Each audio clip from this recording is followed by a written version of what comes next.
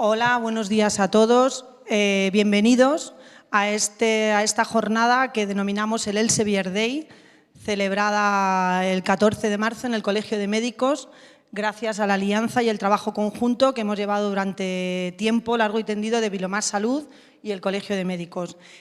Os pido disculpas en nombre de la presidenta de Vilomás Salud, Natalia, que está enfermita. Y bueno, pues yo hago las veces de daros la bienvenida por la parte de Vilomás Salud, así es que bienvenidos a todos mis compañeros, a los que estáis aquí, a los que estáis conectados en streaming. Muchas gracias por asistir y espero que resulte de interés y que, bueno, que pasemos una jornada tanto de mañana como de tarde. Os invito a que continuemos luego por la tarde, que volvemos a estar juntos y que podamos pues, andar ese camino que todos trabajamos a diario como bibliotecarios y documentalistas, periodistas, divulgadores de la ciencia, investigadores, en estas dos mesas redondas que hemos intentado meter y trabajar todos estos perfiles que a diario nos planteamos y que trabajamos conjuntamente. Así es que doy la palabra al doctor José Antonio Valero, representante y tesorero de la Junta Directiva, que os dará la bienvenida por parte del Colegio de Médicos de Madrid. Gracias. Gracias, María José. Buenos días. Quiero dar las gracias a Bibliomat Salud, al Elsevier y a todos los participantes que estáis de manera física y a los que estáis conectados en streaming. El Ilustre Colegio Oficial de Médicos de Madrid y Bibliomat Salud y el Elsevier unen sus fuerzas en esta ocasión y como primer paso de una futura alianza para apoyar la formación y debate continuo de todos los profesionales, médicos, investigadores, bibliotecarios, divulgadores de ciencia, periodistas sanitarios, en los diferentes temas tan relevantes para la profesión médica como es la medicina basada en la evidencia. Con esa visión y con este foco principal en la medicina basada en la evidencia y los procesos que aseguran la calidad de la información científica, tenemos el placer de invitarles y darles la bienvenida a esta jornada con el título Transferencia, calidad de la información científica y cultura de la evidencia. Solo me queda darles la bienvenida oficial y agradecerles a todos vosotros vuestra asistencia.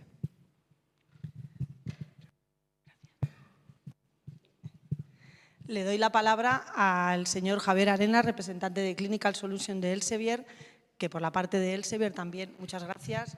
Bueno, gracias a vosotros por organizarlo y permitirnos trabajar juntos con el Colegio de Médicos y nuestro entrañable Bibliomat Salud. Y bueno, pues gracias a los físicamente presentes y presentes online, hoy en día con las tecnologías todo es posible. Yo simplemente quería resaltar, hoy es precisamente, entre otros, el Día Europeo de la Prevención del Riesgo Cardiovascular, hoy es también el Día Mundial de la Endometriosis, que tanto afecta a muchas mujeres hoy en día. Y simplemente remarcar que aquí es un foro ideal y perfecto porque aquí es donde, digamos, acunamos o mimamos la evidencia científica y el paso siguiente es la transferencia, que justamente es el debate de la primera hora y la mesa redonda, que es donde es tan difícil, porque habiendo tanta evidencia, y mismamente en estos tratamientos de esta última enfermedad que he comentado, luego en la práctica esos abordajes multidisciplinares, etcétera, pues no son siempre posibles. Así que, bueno, pues agradezco de nuevo y bienvenidos. Muchas gracias, Javier. Muchas gracias, doctor. Le paso el testigo a Carlos Paladella, Elsevier, que será el moderador de esta mesa redonda de la mañana, y le dejo el testigo a él. Muchas gracias a todos. Gracias. ¿Se me oye bien? ¿Sí? Sí, me oigo. Vale. Bueno, muchísimas gracias a todos, los que estáis aquí y los que estáis online, por venir. Sé que somos más de 600 o casi 700 personas que se han interesado por esta mesa o este debate que queremos tener. Y a continuación os presentaré a quien está acompañándome hoy. Lo que hemos buscado para hacer esta mesa es que haya puntos de vista diferentes. Muchas veces en diálogos y en debates que hemos encontrado y a los que acudimos, nos encontramos que si la perspectiva de un tema es única, pues prácticamente no hay debate. Lo que hay es un PowerPoint en el que todo el mundo está de acuerdo y que nos vamos sin haber traído ningún valor a vosotros y a nosotros mismos. En el Elsevier hacemos estas jornadas, hacemos otros Elsevier diálogos, donde precisamente lo que buscamos es que, y lo que les he pedido a ellos, en este caso, es que traigamos valor. Y valor quiere decir el punto de vista, el conocimiento, la experiencia que hemos tenido, que podemos compartirla y que podemos luego, después debatirla.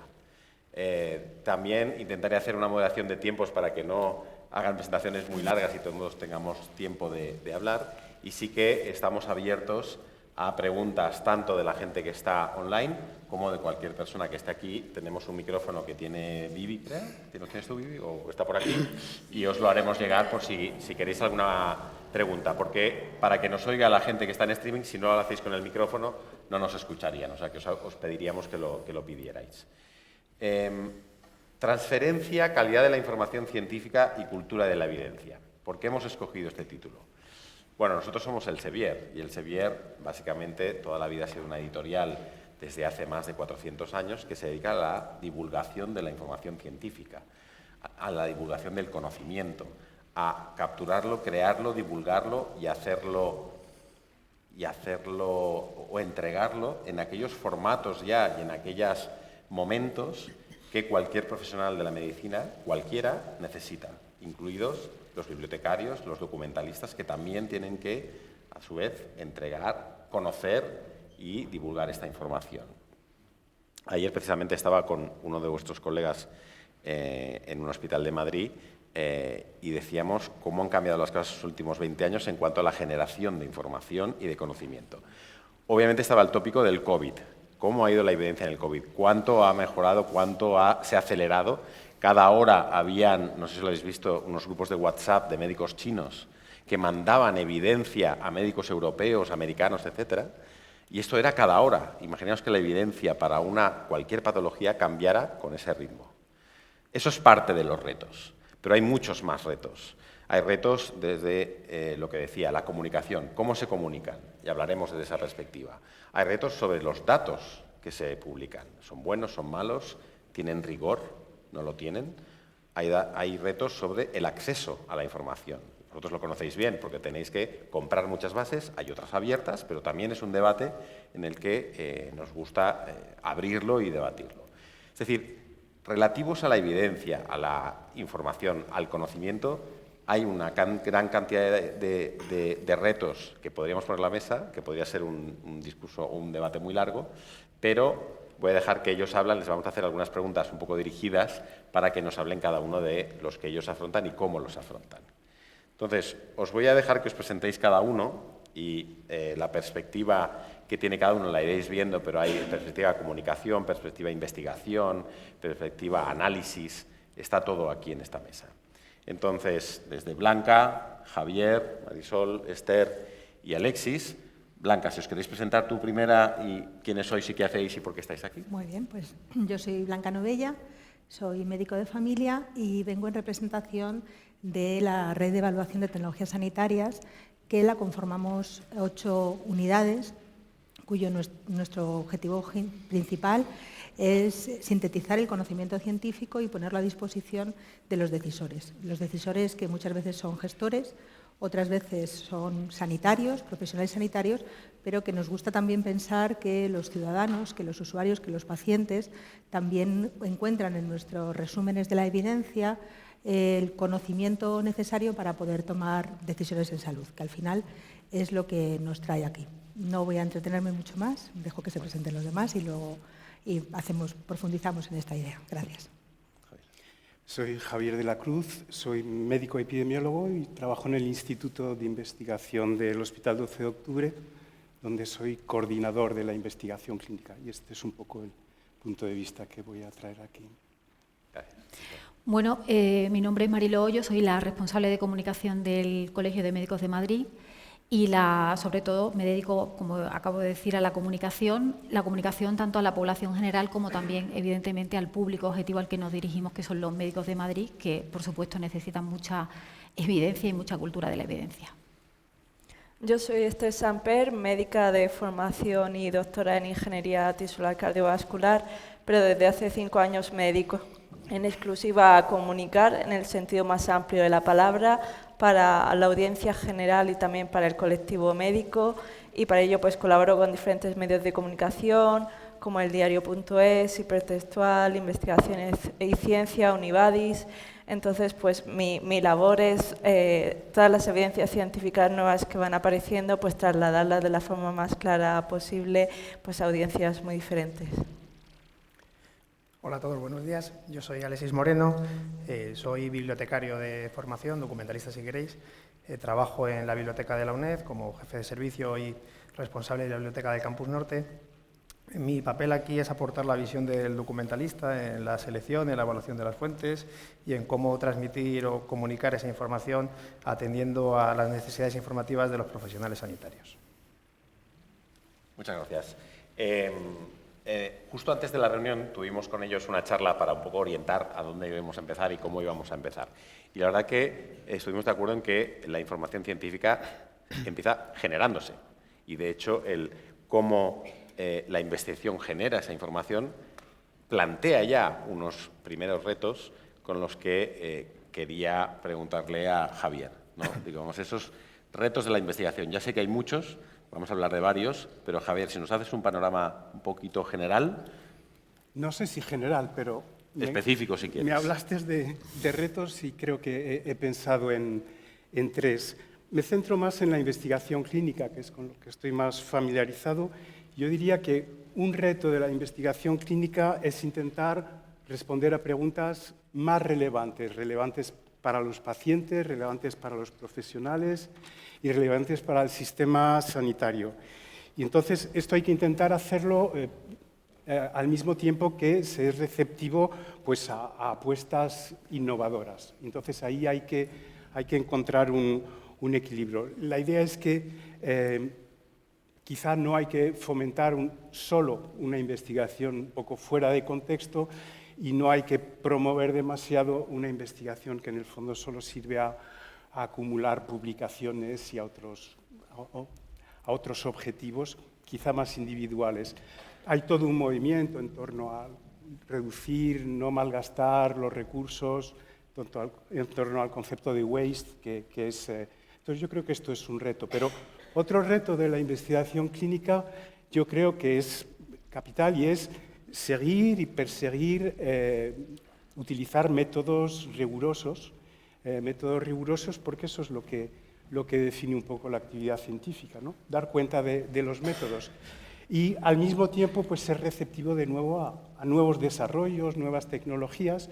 Entonces podremos ver que hay ejemplos ahora en que se introducen nuevos métodos, nuevas tecnologías y quizá porque prime la innovación se pierde un poco el rigor. Esto también remite un poco al concepto de waste en la literatura y hay muchas publicaciones en torno a esto.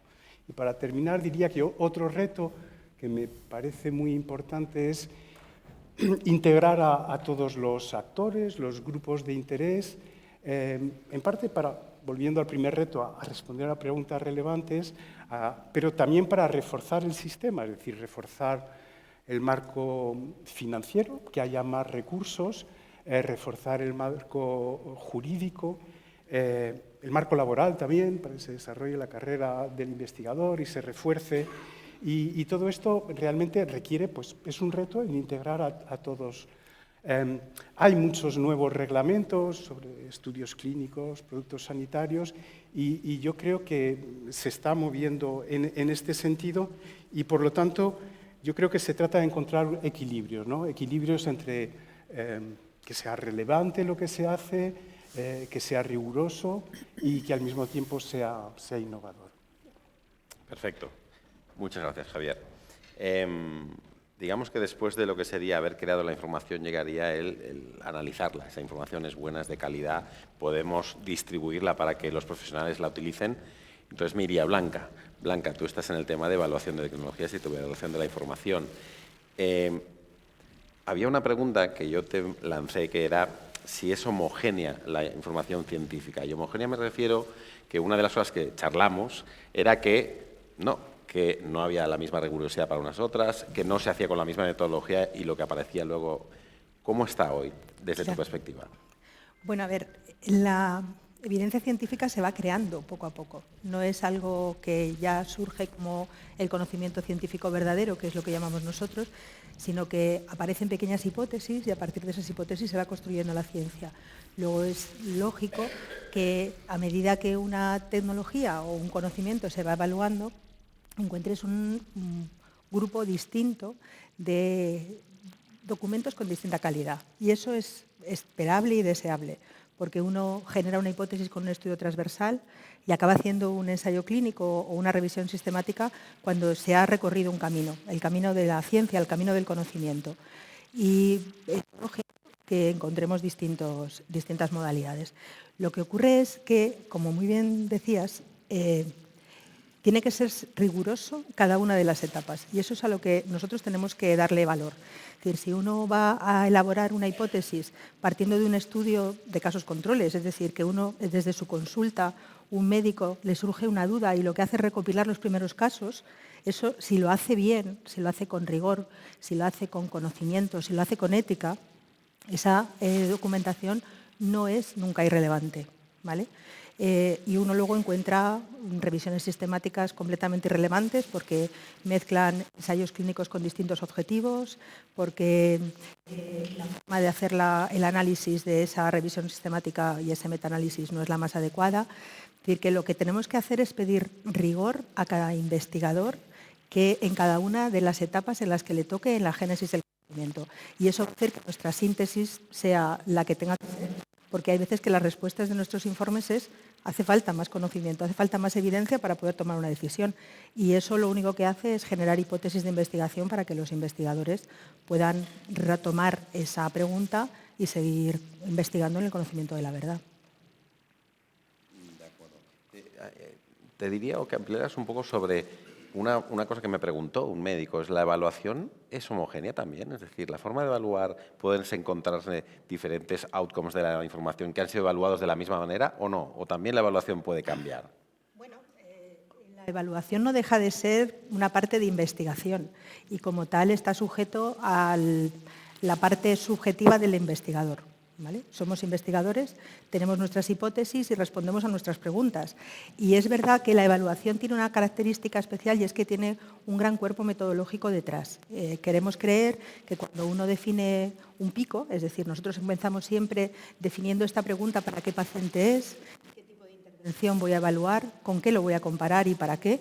Pues cuando uno tiene eso y lo hace con método, pues se suele salir menos de lo que es cierto, suele ocurrir menos subjetividad y solemos hacer informes que pueden ser reproducibles. Yo quiero creer que sí que lo son. De acuerdo. Mariló, perdona que antes te he presentado con Marisol. Mariló. Una vez tenemos ya la información, se ha creado, una vez se ha evaluado, digamos que se comunica. Y aquí te tenemos a ti para que hables de este tema, ¿no? Coméntanos un poco, porque últimamente, y sobre todo hablamos del tema de la pandemia, que había sido comunicar la información y las diversas maneras y los retos que ha tenido han sido enormes. ¿Qué nos puedes explicar de esto?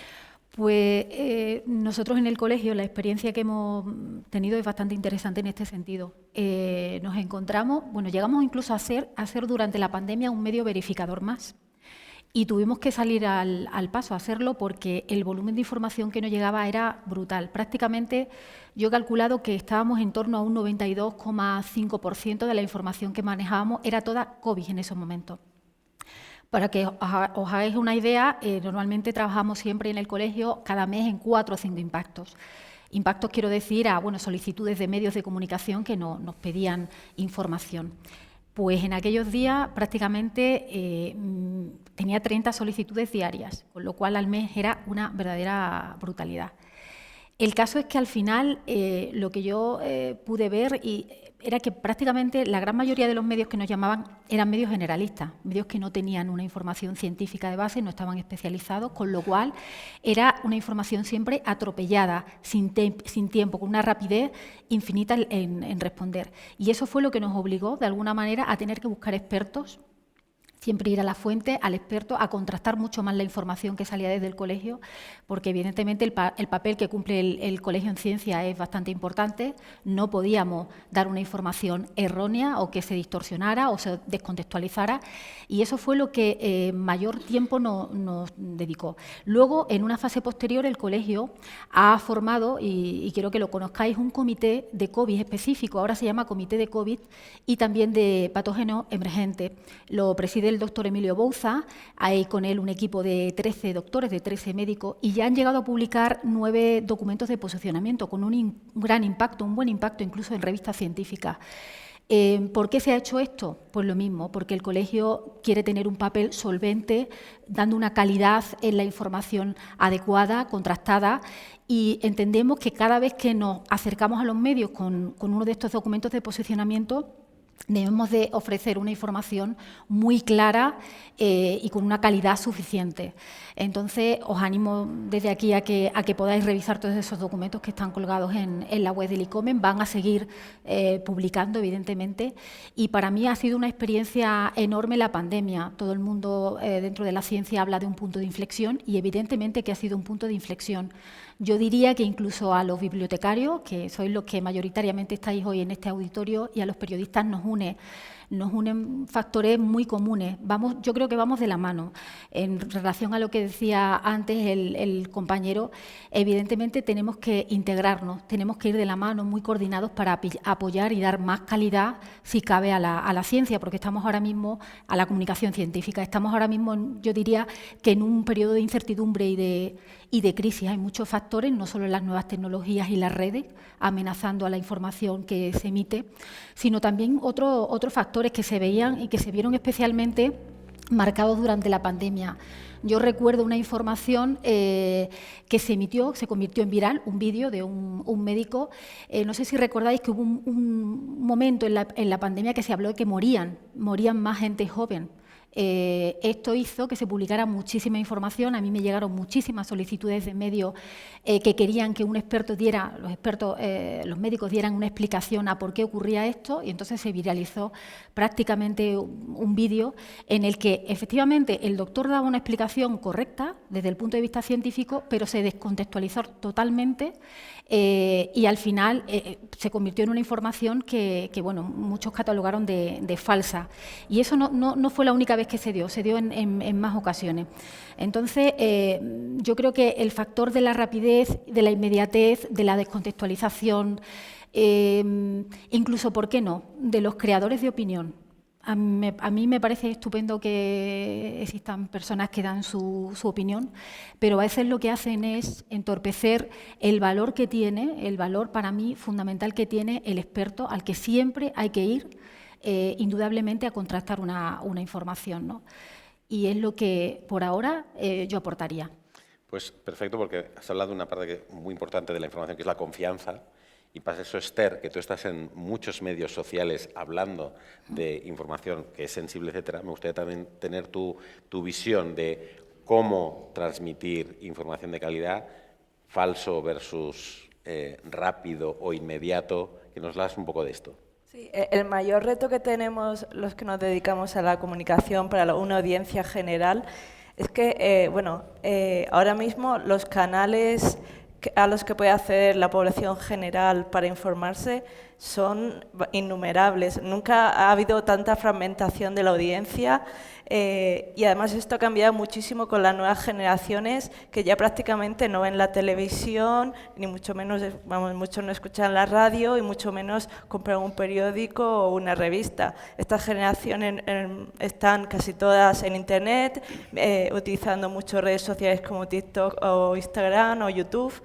Y llegar a ellos pues es todo un reto, porque en Internet realmente es una lucha constante por la atención. Vivimos cada vez más infosicados, rodeados de información y desinformación, y muchas veces cuando esta se entremezcla la gente no sabe distinguir pues muchas veces qué información es fiable y qué no.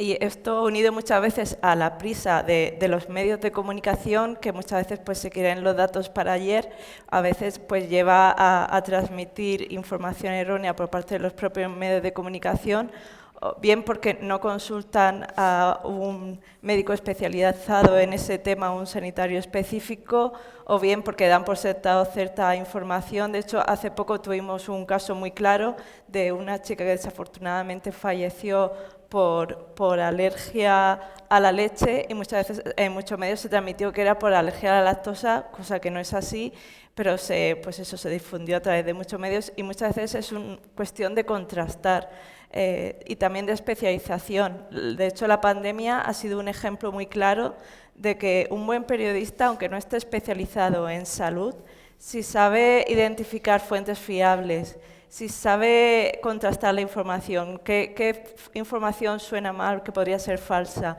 y sabe comunicarlo bien. Hay periodistas que se han reinventado con la pandemia y han hecho información buenísima simplemente pues aplicando los principios más básicos del periodismo. Desafortunadamente, las propias redes no favorecen la reflexión pausada, información neutra, muy rigurosa, porque competimos con multitud de influencers que dan mensajes impactantes, que despiertan sentimientos, y una cosa que está muy clara es que si tú cuentas una historia o transmites un mensaje que despierta sentimientos, vas a llegar mucho más lejos que una información neutral y rigurosa. Eso es así. Y de hecho, en redes como, por ejemplo, como TikTok, ha habido estudios que han cuantificado en el área de psicología cuánta información es errónea, y llega en algunos momentos a ser más del 90% de lo que se transmite de psicología, pues es erróneo o falso. Y hay un montón de influencers hablando sobre temas de psicología que llegan a gente muy joven que muchas veces no tienen un criterio para distinguir qué es cierto o qué es falso, y esos mensajes pues se expanden muchísimo, y es muy complicado competir pues con mensajes sencillos tipo Mr. Wonderful, que si tú quieres puedes, y claro, ahí en ese área que los medios de comunicación convencionales podamos infiltrarnos en audiencias jóvenes es bastante complicado. Muy bien. Me gusta mucho porque lo que habéis explicado está con un enfoque muy del ciudadano, que al final es ciudadano, es paciente, etcétera, pero me gustaría, Alexis, que ahora tú volvieras a la información científica que tratáis precisamente vosotros, los que sois responsables de trasladar o de divulgar esa información, incluso de comprarla, porque son bases cerradas y algunas abiertas, para los profesionales de la medicina. Vuestro rol en esta transmisión, en esta cultura de la información rigurosa. Ya sé que es una pregunta muy amplia. ¿Cuál dirías que es o cómo lo plantearías como los retos que tenéis ahora?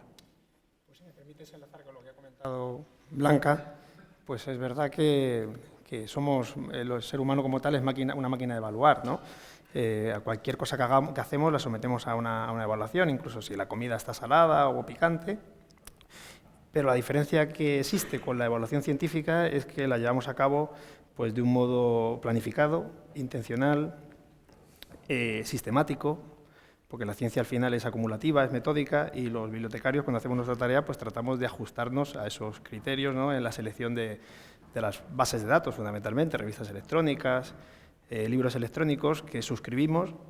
Tenemos presupuestos muy ajustados y tenemos que buscar siempre la mejor opción, ¿no? Cuál es el producto que va a satisfacer aquellas necesidades informativas que pueden tener los profesionales sanitarios, los estudiantes de distintos niveles, de grado, posgrado, doctorados, que ya son investigadores en formación, etcétera, ¿no? Aparte, también tenemos que saber, en la selección que hacemos, que en la evaluación de la carrera científica se tiene muy en cuenta el medio de la publicación, ¿no? El medio elegido para difundir o comunicar tu investigación. Entonces, ese también es un reto que tenemos que tener en cuenta y utilizar las herramientas disponibles basadas en la evaluación cuantitativa en base a las métricas que nos proporciona, por ejemplo, Scopus, que tenemos métricas a nivel de revista, a nivel de autor, a nivel de documento, y eso es un elemento que tenemos en consideración. Y luego también, lógicamente, criterios cualitativos de esa información que está contenida, incluso, y no puede, digamos, dejarse de lado, bueno, incluso no puede soslayarse, la importancia de la consulta a los expertos, ¿no? A los propios profesionales, que muchas veces, pues lógicamente, a la hora de seleccionar determinado recurso, pues un bibliotecario tiene unas nociones generales de la calidad que puede tener esa información en cuanto a formato, disponibilidad, opciones de exportación a gestores bibliográficos, otras herramientas, trabajos derivados, digamos, pero no a nivel del contenido o profundidad que pueda tener esa información o de la rigurosidad de la evidencia, que es lo que se comentaba aquí, ¿no? Entonces, esos son una serie de aspectos que tenemos que conjugar los profesionales para proporcionar el mejor producto y los mejores servicios a los consumidores, que en nuestro caso es un público especializado, y incluso cuando son gente de corta edad o jóvenes adolescentes, pero ya es un público que ha entrado en la universidad, ¿no? Que ya viene con un perfil determinado y que no le va a costar tanto, enlazando con lo que comentaba Esther, no le va a costar tanto hacer un pequeño esfuerzo a la hora de leer e interpretar la información científica, porque lógicamente leer e interpretar un artículo científico conlleva un esfuerzo, ¿no? Y nosotros como bibliotecarios pues también intentamos facilitarlo, adecuarnos a las peticiones que recibimos para dar la mejor evidencia, digamos, al investigador y requerirle el menor tiempo posible de su trabajo diario en la lectura e interpretación de esos datos. De acuerdo. Una pregunta te hago, relacionado con lo que me comentaba Esther. Durante la pandemia esas necesidades de información se aceleraron en cuanto a la velocidad. ¿Qué impacto tuvisteis vosotros como bibliotecarios? ¿Qué pasó? Los bibliotecarios generalmente vivimos últimamente periodos complicados, ¿no? Porque aparte de problemas, digamos, o restricciones presupuestarias, tenemos cada vez menos personal y hacemos, aunque algunas tareas puedan parecer que no se conocen tanto, ¿no? Pero cada vez hacemos más, lo estamos comentando antes, cada vez hacemos más tareas y se nos pide que lo hagamos además con deadlines, o sea, tenemos periodos de tiempo cada vez más cortos, ¿no? Los periodos de evaluación se abren, se cierran, las peticiones de información son para un artículo que tengo que mandar cuanto antes a la revista porque hay también un call for papers, etc. Y durante la pandemia sí, se vivió un incremento, sobre todo porque, bueno, yo trabajo en la UNED, que es una universidad que estamos bastante habituados a trabajar a distancia, pero cuando hubo, bueno, pues el COVID, ¿no? Con el cierre, todo el mundo se tuvo que quedar en su casa y en ese momento, pues todo el mundo tuvo que hacer una transición al digital que llevó a que se incrementasen mucho las peticiones, ¿no? Los asesoramientos en remoto, ¿no? Pues vía Zoom, Teams, cada uno se agarraba, digamos, a las herramientas que tenía disponibles. Y bueno, eso en principio nosotros lo llevamos con cierta naturalidad, en el sentido de que estábamos habituados a una consulta híbrida, presencial y remota, pero sí se notó un incremento y luego es verdad que ha costado, digamos, algo que se comentaba antes, justo antes de empezar, ¿no? Que ha costado quizá la vuelta a la presencialidad, les ha costado. Hay personas que se han sentido cómodas en casa y otros que echan de menos, sin duda, la vuelta a la consulta, a la atención presencial, que enriquece algunas veces, como ahora, ¿no? En muchos casos, más el diálogo, la confrontación de ideas y la obtención de un feedback, quizá, ¿no? Que enriquezca mucho más la toma de información, la consulta de información y digamos, el output recibido. Una de las cosas que estábamos hablando, y ayer justo lo hablé con varios médicos y enfermeras en tu hospital, por cierto, me decían qué información utilizan ellos, ¿no? Y uno de los tópicos era cómo se genera confianza a las diferentes fuentes de información. Da igual cuál sea científica, sea la fuente científica, sea una información de un canal social, sea institucional, pero cada uno asignaba un tipo de confianza. Y les pregunté, pero ahora me gustaría preguntároslo a vosotros, es decir, uno de los retos es generar confianza en cuanto a la cultura de yo me formo y leo cosas que me van a ayudar, que son de confianza.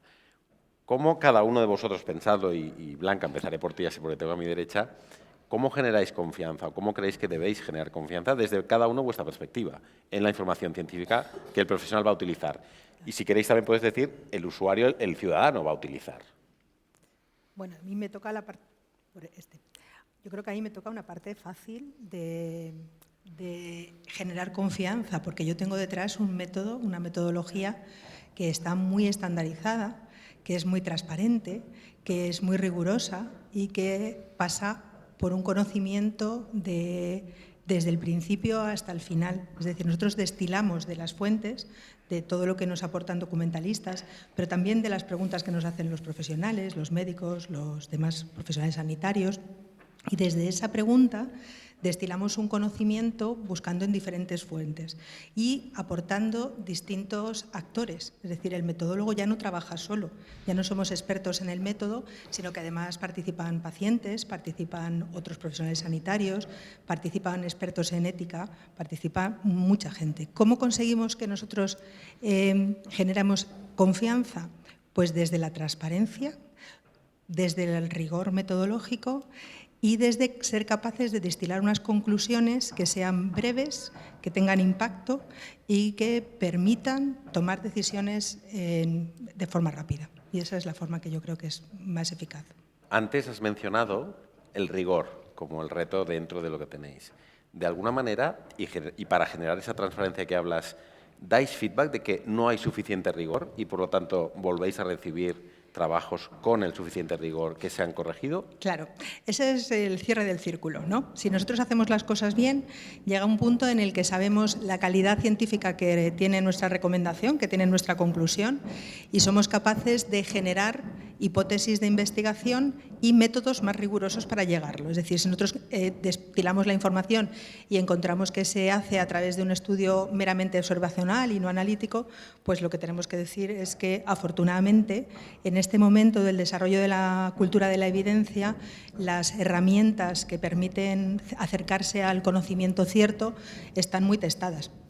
Y un buen ensayo clínico es una buena herramienta. Y si uno no ha llegado a ese punto para poder generarlo, bueno, pues los médicos estamos acostumbrados a trabajar con lo que tenemos.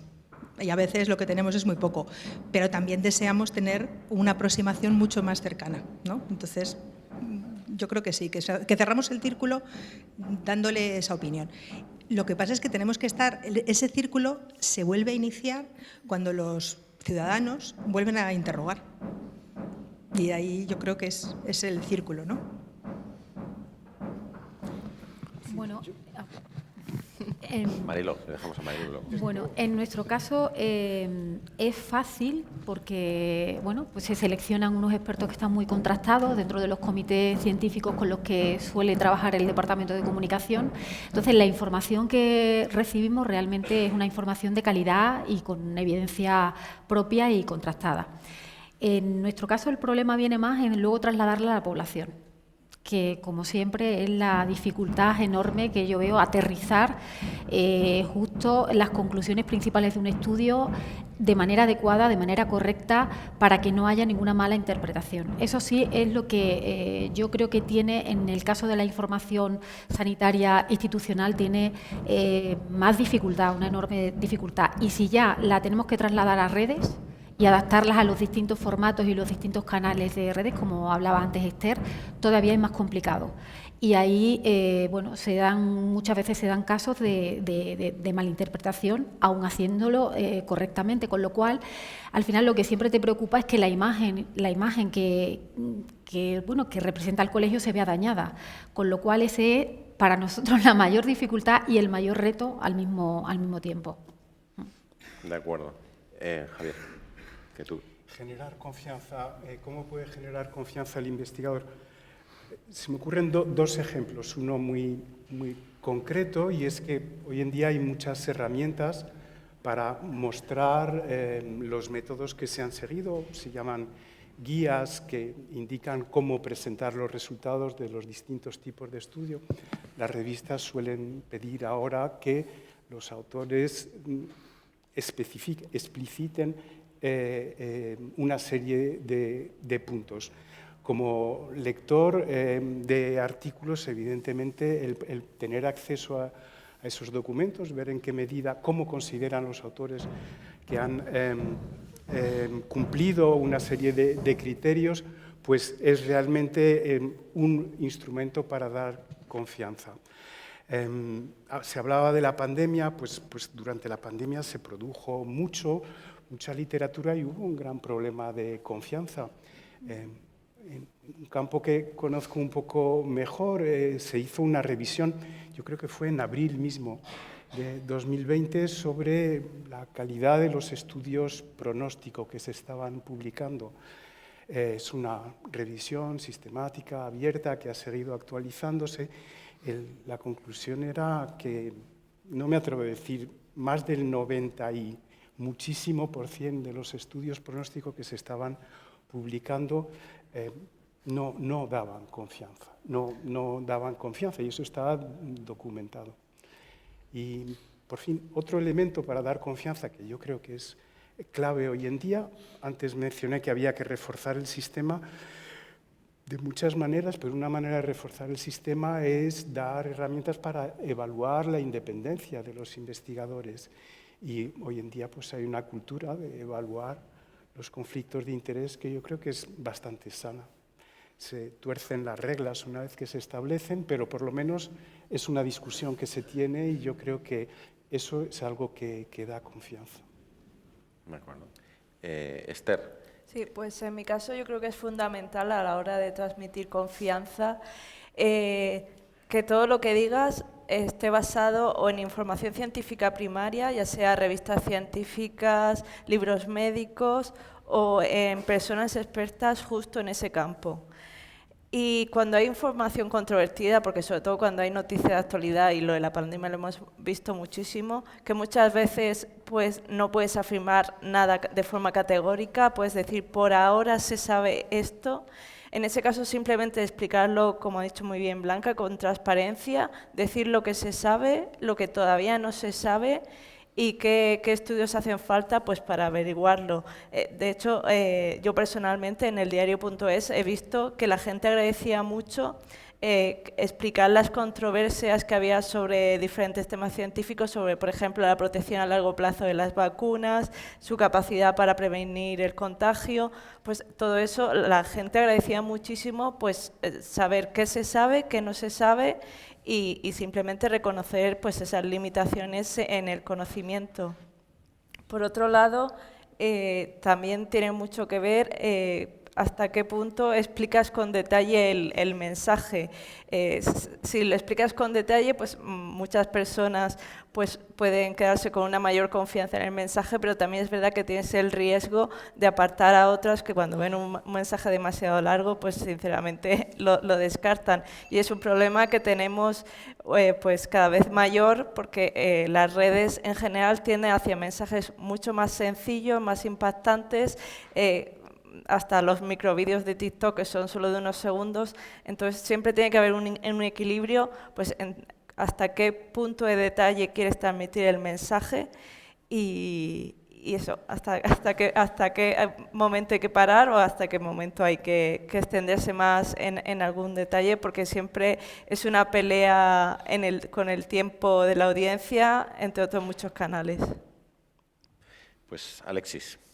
Último. Pues para aportar mi visión como documentalista o bibliotecario, yo diría que se me han ocurrido muchas cosas a la hora que estabais comentándolo, y quizá como bibliotecario, por defecto de formación profesional, diría que para generar confianza hay que aplicar filtros, ¿no? Los filtros son importantes. Y el filtro, uno de los filtros, pues es lógicamente la editorial, ¿no? ¿Quién refrenda esa información que se publica? No es lo mismo un preprint que puedas encontrar, que puede subir cualquiera sin ningún tipo de control, que algo ya ha pasado, que es más lenta ese proceso, ¿no? Una revisión por pares, se ha publicado una revista, digamos, contrastada, reconocida dentro de la comunidad científica de esa especialidad, etcétera, ¿no? Entonces eso ya te da un primer filtro. También yo creo que el profesional que acude al bibliotecario para que le ayude a hacer una búsqueda de información, lo que busca es la exhaustividad, ¿no? O el rigor que podemos aplicar a la hora de no pasar por encima o dejar de lado información relevante, ¿no? Más que con las propias competencias que pueda tener uno al manejarse pues, en una base de datos especializada, pues recurrir a una persona que tenga un nivel de uso más elevado de ese recurso, pues le va a facilitar tener una visión más holística, si queréis, ¿no? Más completa de ese recurso en cuanto a localización de revisiones sistemáticas, con y metaanálisis, etcétera, ¿no? Y luego, por otro lado, también podemos dar confianza por ejemplo, en no citar artículos que hayan sido retractados. Eso también lo podemos dar. Ahora mismo, subiendo los artículos de un paper a Zotero de manera rápida, ya te lanza un aviso si hay alguno de ellos que ha sido retractado. Entonces, eso no cuesta nada. Y, sin embargo, se siguen citando en la literatura artículos retractados en publicaciones recientes, ¿no? Esa es otra cuestión que hay que tener en cuenta. Y luego una cosa, enlazando con lo que comentabas ahora, el vídeo hay que incorporarlo, yo creo, es necesario, porque ponerle cara a las personas da confianza. Hay muchos sesgos, y uno de los sesgos es ponerle a los apellidos de los autores el nombre de varones. Ese es un sesgo, ¿no? Si recurriésemos al vídeo resumen, nos podríamos dar cuenta de que hay un pope o una persona muy respetable, muy conocida, y resulta que tú la has identificado siempre por apellido como un varón y resulta que luego te vas a dar cuenta que es una mujer. Eso se terminaría con el vídeo. Eso es una de las ventajas que tienen estas redes, el TikTok, Instagram y demás, que le pones cara a la persona que te comunica, le ves muchos vídeos y te da mensajes que te emocionan, que te motivan, y le otorgas una confianza que a lo mejor a nivel de conocimientos no le corresponde. Pero ese vídeo hay que irlo incorporando, el vídeo resumen, en la publicación científica. Hay algunos experimentos, algunas cosas más contrastadas en algunas áreas, por ejemplo, la APA tiene una base de datos que es iTherapy, que es de vídeos de psicoterapia, que se aplica sobre todo en docencia, pero te viene bien por lo menos para ver a esas personas que tú has leído ejerciendo en una práctica profesional. Y eso yo creo que se puede extender, se puede hacer más extensivo, hay que buscar el modelo, el método, eso lo dejamos a los profesionales que sabéis más, pero es algo que se puede incorporar y yo creo que generaría confianza. Pues me das pie a un tema que no lo habíamos charlado entre nosotros, pero que os lo voy a lanzar como reto un poco, que es los formatos. Es decir, nosotros que somos una editorial científica de toda la vida, obviamente los formatos siempre ha sido el papel, pero obviamente las tecnologías han dado pie a lo digital. Y lo digital, que empezó siendo bases de datos, etcétera, han pasado ahora, y tú lo has mencionado muy bien, a un vídeo, por ejemplo, que es una forma de comunicar, no de crear, porque lo que se dice ya está creado, pero sí de comunicar y de transformar. Entonces, en esos formatos, la misma pregunta que os hacía antes de la confianza. Es decir, tú lo acabas de explicar ahora, según quién lo da, cómo lo da, o la calidad, incluso Esther, tú también lo has comentado, puedes llegar a una audiencia y tener una influencia y convencer. ¿Cómo lo veis esto? ¿Es un reto? ¿No es un reto? O sea, en tu caso, Blanca, no empiezo por ti, no empiezo por ti. No, que tenemos Pues una venga. gran dificultad. Pero piénsatelo porque te voy a... Yo creo que el vídeo Mariló. es el formato ideal, estoy totalmente de acuerdo con él, para transmitir esa información. El vídeo es el que es rompedor en eso, llega a la audiencia más rápidamente, es más entendible. Para mí es el formato que se adaptaría más a eso. Ahora, que se pueda adaptar bien la información científica al vídeo, es lo que a mí me preocuparía. Pero Sería ¿y piensas que si nos ceñimos al profesional, a enfermeros, a médicos, médicas, fisioterapeutas, logopedas, para ellos también Pues no, el vídeo es... Yo, en el caso de los médicos, la experiencia que tengo es que prefieren, todavía prefieren el papel.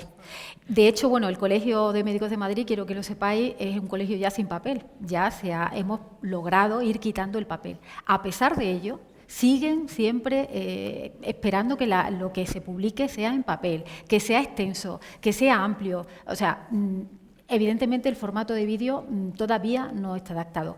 También es verdad y es cierto que por edad y por target no es lo mismo. Hay médicos que a lo mejor pues ya tienen una edad más avanzada y siguen pidiendo el papel, y es verdad que los médicos de nuevas generaciones se están adaptando cada vez más a los nuevos canales, a los nuevos formatos, y que el vídeo les parece más atractivo. Aún así, yo pienso que todavía hay cierta reticencia. A mí me encantaría que fuera ese el formato ideal. Me parece que se adapta mucho más a las necesidades de comunicar, se comunica muchísimo mejor a través del vídeo, pero digo que aquí en el sector médico yo creo que todavía hay dificultades para poderlo implantar. Javier, te voy a ir a por ti. ¿El vídeo te serviría o serviría en investigación para promover mejor, comunicar mejor, dar confianza? ¿Cómo lo ves? Promover, comunicar, dar confianza está bien. Se pide en muchas convocatorias de investigación. Ahora, por ejemplo, se pide participar en unas especies de sesiones orales donde tienes que, en un pitch de 8 minutos, defender tu proyecto en evaluaciones. Pero a mí no me parece la actividad principal. Es decir, yo creo que estamos atendiendo a dimensiones distintas y, por lo tanto, yo diría que para que se mantengan los criterios de razón, el rigor en los métodos, hoy por hoy el formato que tenemos es el formato de los artículos. En la medida en que el artículo pueda ser reproducido en un vídeo, perfecto. Si estamos en una actividad de promoción, está muy bien, es imprescindible, hoy en día se hace, pero eso se puede subcontratar, no es esencial. Es decir, todos lo tenemos que hacer. para defender en interno dentro del equipo de investigación, dentro del instituto de investigación o frente a financiadores, evaluadores. O sea, todos tenemos que utilizar otras estrategias de comunicación, pero es un ejercicio secundario. Y si me permites un segundo, estamos hablando de investigación, estoy bastante involucrado también en el mundo de la innovación. El mundo de la innovación es un mundo muy particular donde digamos que las conquistas, el hallazgo, la validez de lo que se quiere promover se da por supuesto. Se da por supuesto y entonces solo se trabaja en la parte de promover, comunicar y luego, evidentemente, desarrollar una estrategia de sostenibilidad del producto. Entonces, son dos mundos que se diferencian completamente y en el mundo de la innovación, pues solo se habla de eso, solo se habla de persuadir al evaluador para conseguir el objetivo. En el mundo de la investigación hay dos partes. Para conseguir la financiación hay que persuadir, pero el producto, para realizar el producto, estamos todavía casi como en la Edad Media. Gracias a Dios, pero eso es lo que tenemos. Pues ya que se ha abierto el melón, vamos a ir a la innovación. ¿Qué pensáis en lo que es la calidad de la información, la transmisión y la creación? ¿Ha habido alguna innovación que en vuestro caso digáis, esto sí ha merecido la pena, esto ha hecho avanzar lo que es que la gente tenga mejor información, de más calidad, etcétera? ¿En cada uno de vuestros aspectos la ha habido o no? No ha habido ninguna. Quizás sí es necesaria. Quiero decir, yo estoy de acuerdo con el investigador. Los médicos acostumbramos a leer la evidencia con lápiz y papel. Y yo lo aprendí en la residencia. Un vídeo me da un contexto, pero no me da el conocimiento. El conocimiento me lo da el análisis. Y para analizar un vídeo no vale. Es verdad que la red se nos critica mucho porque tenemos unos informes que son decimonónicos. Tenemos un formato aprobado por el Ministerio de Sanidad muy antiguo, muy difícil, no estamos indexados, nuestras páginas web no son muy asequibles, pero es que tenemos que hacer un avance hacia la comunicación, pero no queremos perder lo ganado a lo largo de la historia del rigor y del conocimiento. Y solo somos capaces de hacer transparencia si somos explícitos. Y para hacer explícito necesitas espacio. Y un microvídeo de TikTok es simplemente un mensaje que da contexto, pero no da ni información ni conocimiento. Entonces sí que tenemos que avanzar. Tenemos que avanzar para generar ese contexto, para que el ciudadano quiera escucharnos. Pero no podemos olvidar que tenemos una responsabilidad con la ciencia y con nuestros compañeros a la hora de darlo. Y yo estoy de acuerdo totalmente con Alexis que el comité editorial de una revista es fundamental. Los preprints de la pandemia nos han enseñado que dedicamos muchas horas a estudiar y a analizar cosas que no tenían ningún valor. Yo, si me permitís, voy a romper una lanza en el vídeo, pero no en el formato diferenciar dos formatos. Porque, digamos, estoy de acuerdo con lo que habéis dicho, que es verdad que para comunicar con profundidad lo que hay de peso, de conocimiento en un artículo científico no es la vía. Pero yo creo que sí puede ser para explicar aquello que no cabe en un artículo. Por ejemplo, en un laboratorio una persona ha hecho unas disoluciones o ha hecho un experimento o ha hecho una mezcla y eso se pone en el artículo de manera pues, que se da por hecho que todo el mundo conoce, ¿no? Pero de un vídeo sobre ese aspecto en concreto sí puede ilustrar, puede iluminar, puede ser una buena herramienta docente para aquello que, como decía, no cabe en un vídeo. Sería una buena forma de innovar. Es verdad que las plataformas de bases de datos y cada año van mejorando, eso es una evidencia, ¿no? Se va innovando en la forma de presentar la información, en la forma de recuperarla, la forma de organizarla, gestionarla, trabajarla. Y cada vez más yo creo que se va teniendo en cuenta que hay algunos aspectos que se pueden ir incorporando en el futuro, quizá no a corto plazo, pero sí a medio, y que pueden servir para aspectos puntuales. Y luego habrá que adaptarlo a cada especialidad, claro. Habrá especialidades que sean más susceptibles de aplicar el vídeo para explicar determinados procedimientos, incluso en enfermería, para la atención de un paciente, el movimiento y demás, pues seguramente ahí tenga una utilidad, sobre todo también no pensando solo en la investigación, sino en la docencia, porque no todo el mundo quizá tenga que ser productor de investigación, pero sí consumidor crítico, ¿no? Y para eso es muy importante que se le dé la información pues muy trabajadita, digamos, para evitarle un esfuerzo o que sea penoso, ¿no? El poder aplicar ese conocimiento a tu trabajo diario, a tu actividad práctica, clínica, que además eso te va a generar seguridad, te va a generar que te puedas autorregular en tu trabajo y te va incluso a motivar a hacerlo mejor, ¿no?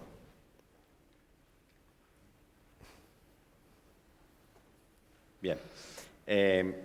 Hago una parada, porque no sé si hay alguna pregunta de alguno de los presentes o online.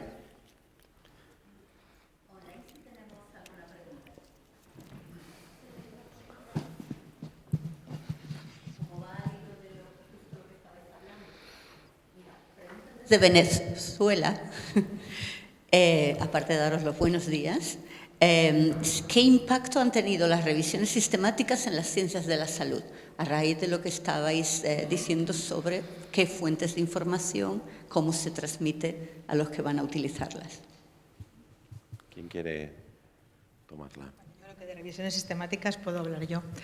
Las revisiones sistemáticas al final es lo que hacemos desde la evaluación. Cuando está ya hecha, cuando se ha publicado, cuando nos la pasan los documentalistas, la tenemos ya fabricada, pero si no la fabricamos nosotros.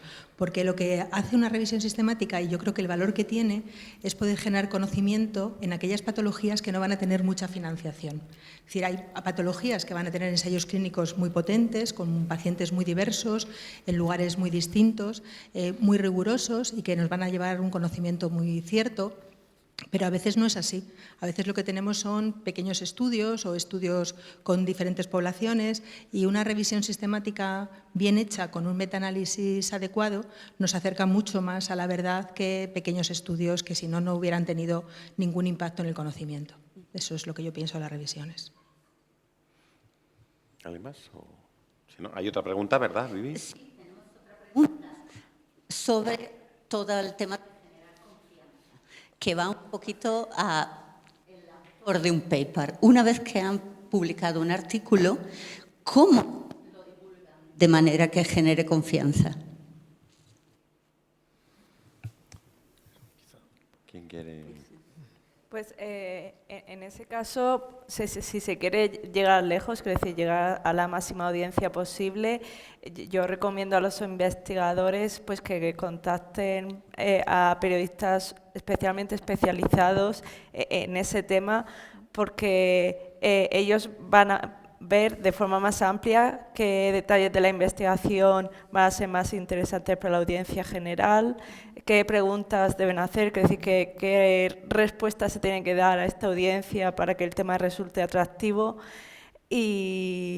Y más allá de eso, siempre está la opción de que si los investigadores quieren y lo hacen bien, pues en sus propias redes sociales, pues explicar con palabras sencillas aquello en lo que han estado trabajando. De hecho, pues sobre todo en redes como Twitter, es bastante frecuente escuchar a investigadores hablando sobre sus propios temas, pues desde una perspectiva que es menos periodística, pero mucho más cercana, y yo creo que eso pues sirve muy bien para concienciar a la población general de lo que hacen muchas veces los científicos, que muchas veces pues todo ese trabajo queda oculto, y yo creo que está bien que haya también ese lado público de la investigación por parte de los propios investigadores. Si me permitís también, yo creo que es fundamental que el profesional, ya no el sanitario, sino el profesional de cualquier tipo, el investigador, empiece también a involucrarse en tareas de divulgación científica.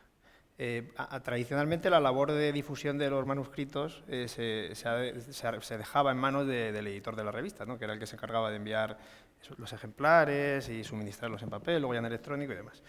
Y con el tiempo, ¿no? Ahora esa labor también el investigador tiene presencia en redes, ¿no?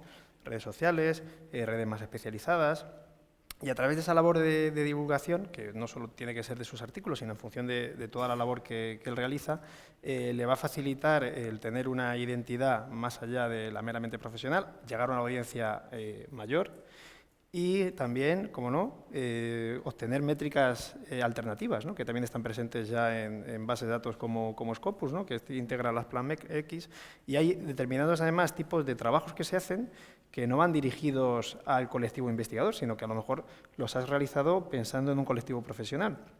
Y ese colectivo profesional a lo mejor no llegas a él a través de una publicación en una revista científica, pero sí haciendo una obra derivada, un resumen, una recensión y difundiéndola a través de esas redes sociales, en un blog o contactando con algún medio especializado que te pueda ayudar a canalizar, a llegar a una audiencia mayor, que al final es lo que se trata. No sé si hay alguna pregunta. Sí, ahí, le dais por favor el micrófono para que, si no, no te oirán en online, por favor, si podéis utilizar todos el micrófono para hacer preguntas. Gracias. Recuerdo una publicación muy famosa que nos dejó temblando a todos en el año 2015, creo que fue del editor del Lancet, diciendo que el 50% de lo que se publicaba en las revistas científicas era falso. Tenemos más de 70.000 publicaciones científicas cada mes que aparecen en el PubMed. Desde el punto de vista de un lector, aunque sea profesional, me da horror. ¿Qué proponéis para tratar de ser capaces de saber cómo ir a lo que sea menos falso? O dicho de otra manera, ¿qué criterios proponéis desde vuestras perspectivas para poder tener un poco de claridad en ese tema? Gracias. Pues comité, Germán, yo creo que te lo sabes, pero te lo respondo. Comité editorial, un comité editorial con unos revisores que de verdad tengan criterio y que sometan al artículo antes de su publicación a unas buenas normas. Eso es fundamental. Yo creo que las editoriales tienen ahí mucho que decir. Después, unos documentalistas que sepan colocar la información desde los duplicados, no los duplicados en dos bases de datos distintas, sino el mismo proyecto, la misma investigación que se ha publicado en revistas distintas de forma duplicada. Eso tienen que ponernos en aviso. Y luego tenemos que hacer todos un aprendizaje de lectura crítica. Y eso no hay que olvidarlo. Es decir, cuando yo someto un artículo a mi conocimiento, yo tengo que analizar si es coherente con los parámetros de lectura crítica que me han enseñado. Y eso, aunque sea algo que viene de la metodología, de la evidencia, yo creo que es suficientemente fácil de poderle trasladar a cualquier persona. Es pensamiento crítico. Y el pensamiento crítico tiene que estar en las redes sociales también. No puede estar solo en los lugares académicos, ¿no? Y tenemos que transmitir esa necesidad de pensamiento crítico también en la ciencia. Yo estoy de acuerdo con lo que ha comentado Blanca y considero que es así. Cada uno más o menos, cuando uno trabaja en una especialidad, tiene en mente cuáles han sido las revistas que ha leído tradicionalmente, ¿no? Y no es todo lo que sale en PubMed, sino son unas pocas publicaciones, ¿no?, que además es probable que hayas incluso revisado algún trabajo para ellas y conoces también por dentro cómo funciona ese ciclo editorial, si son muy rigurosos con los plazos, si son rigurosos con los procedimientos, ¿no?, si se premia, digamos, el trabajo bien hecho, las revisiones justificadas. Entonces, como uno conoce lo que cuesta publicar en esas revistas, ¿no?, quién publica en ellas, que son, digamos, las que apuntan al centro de la ciencia, ¿no?, y pues quizá la orientación sería intentar leer esas y no otras, ¿no?, que muchas veces lo que nos pasa es que caemos en el criterio de seleccionar la publicación en función de la disponibilidad a golpe de clic. Si está disponible rápido a texto completo, hago clic en ello y lo consumo, ¿no? Y luego, si nos fijamos muchas veces, yo lo comento a veces, digo, hay que fijar en lo que tú consideras que son las revistas relevantes de tu especialidad y luego cuando tú mandas un paper a una revista, ¿qué estás citando? A lo mejor te has puesto a leer aquello que tenías disponible a golpe de clic y había otras cosas más relevantes que a lo mejor son de suscripción, pero que no tardas nada en pedírselas a un bibliotecario, te las puede conseguir, ¿no?, en un plazo de tiempo quizá no inmediato, pero razonable. Entonces, quizá por ahí pudiese ser una orientación que yo te diese a la hora de intentar separar el grano de la paja, ¿no?, que es un poco lo que preguntabas, creo. Yo voy a abundar sobre el comentario para llevarlo un paso más allá. Es decir, la transferencia de conocimiento, digamos, a las revistas donde se plasma en un escrito, está muy bien, luego pasan a otro ámbito que es el clínico, es decir, a las guías de práctica clínica. Uno de los datos que nos hemos encontrado desde el Sevier, hablando con los diferentes hospitales, no solamente en España, en todo el mundo, es que cuando yo voy a un hospital A y le digo ¿qué guía práctica clínica basada en evidencia tiene para tratar el asma? Y me dicen, pues mire, yo he hecho esta. Y me voy al que está al hospital de a 100 kilómetros al lado y le digo, ¿y usted qué guía práctica tiene? Pues yo tengo esta otra. Y va al de 100 kilómetros más allá, etcétera, etcétera. Factor N. Y de repente hay, solamente en España deben haber unas 400 guías de práctica clínica diferentes en cada hospital. Y eso ha venido desde la evidencia. Yo me pregunto, y creo que todos lo pensaréis, que no todas las guías prácticas van a decir exactamente lo mismo. Y por lo tanto, ¿cómo puede ser que desde una evidencia única salga prácticas diferentes? La práctica que luego va a impactar a mi familia como ciudadana, como paciente, o a la vuestra, etcétera. Entonces, en la transferencia del conocimiento a lo práctico, siendo que, como ha dicho esta persona, hay una parte que a lo mejor puede ser falsa, no digo que todo sea, pero que a lo mejor puede ser falsa. En esa transferencia, antes hablábamos de generar confianza, de que los canales son muy importantes, pero al final hay un paciente, hay una persona al que le vamos a aplicar conocimiento. Yo he mencionado algunos retos en esta speech que he hecho, pero vosotros que estáis, digamos, en el manejo del conocimiento, ¿qué retos le veis a que llegue desde la investigación primaria hasta la práctica clínica? ¿Qué pasa ahí? ¿Qué es lo importante? Os lo dejo para que cada uno... Javier, esta te va a tocar a ti primero. Bueno, he reaccionado un poco con un gesto a tu expresión. Vamos a aplicarle un conocimiento. Quizá la medicina hoy en día no es aplicar un conocimiento al paciente, sino pues compartir con él un conocimiento y ayudar a tomar una decisión conjuntamente. Eso es lo que se organiza ahora. Te voy a retar eso. Pero perfecto. Y entonces, pues, pero ahí empieza ya, se habla mucho de difundir, divulgar el conocimiento. El médico todos los días, el primer momento en que está poniendo a prueba su conocimiento, compartiéndolo y divulgándolo, es con el paciente, porque está intentando crear un medio donde se toma una decisión conjunta. Y en cuanto a las 4.000 guías de práctica clínica que puede haber, pueden estar justificadas por dos motivos. Primero, porque no toda la evidencia es igual, y ante cierto nivel de evidencia, la variación en la práctica está más que justificada, porque entonces intervienen otros elementos como el contexto, los recursos, y por lo tanto, cierta variación en la práctica está completamente justificada. Y la otra justificación de las 400 o 4.000 es precisamente de lo que tanto se está hablando aquí, y es difundir, y bueno, pues digamos que muchas veces se asume que se va a repetir un proceso que ya para el que hay un documento de referencia, pero se considera que vale la pena porque se involucra a los actores que en el fondo al final van a tener que poner en práctica la guía. Por lo tanto, bueno, hay que dar una oportunidad. Y luego es evidente que algunas se imponen por su propio peso, se imponen y da igual el formato que tengan, se están refiriendo siempre a los mismos criterios. Bueno, además hay estándares de calidad, ¿no? Yo creo que no todas las guías son iguales, igual que no todas las guías son iguales, igual que no es igual todos los génesis de conocimiento científico. Yo creo que donde buscas las guías es importante, los repositorios de información son relevantísimos.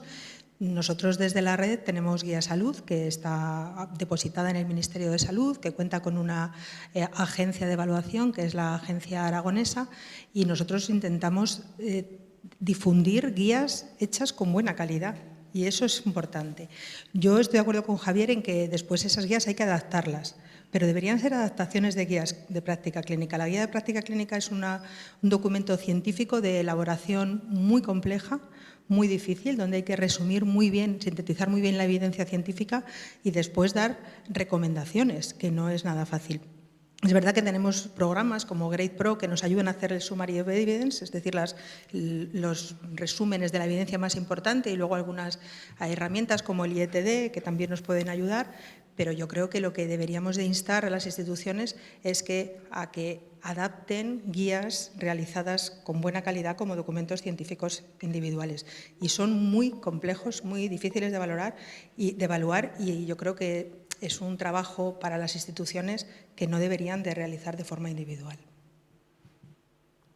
Y a mí me gustaría complementar lo que se ha dicho, es que más allá del conocimiento que pueden compartir los sanitarios con los pacientes, los medios de comunicación tienen también un papel muy importante en compartir recomendaciones de salud pública a la población general.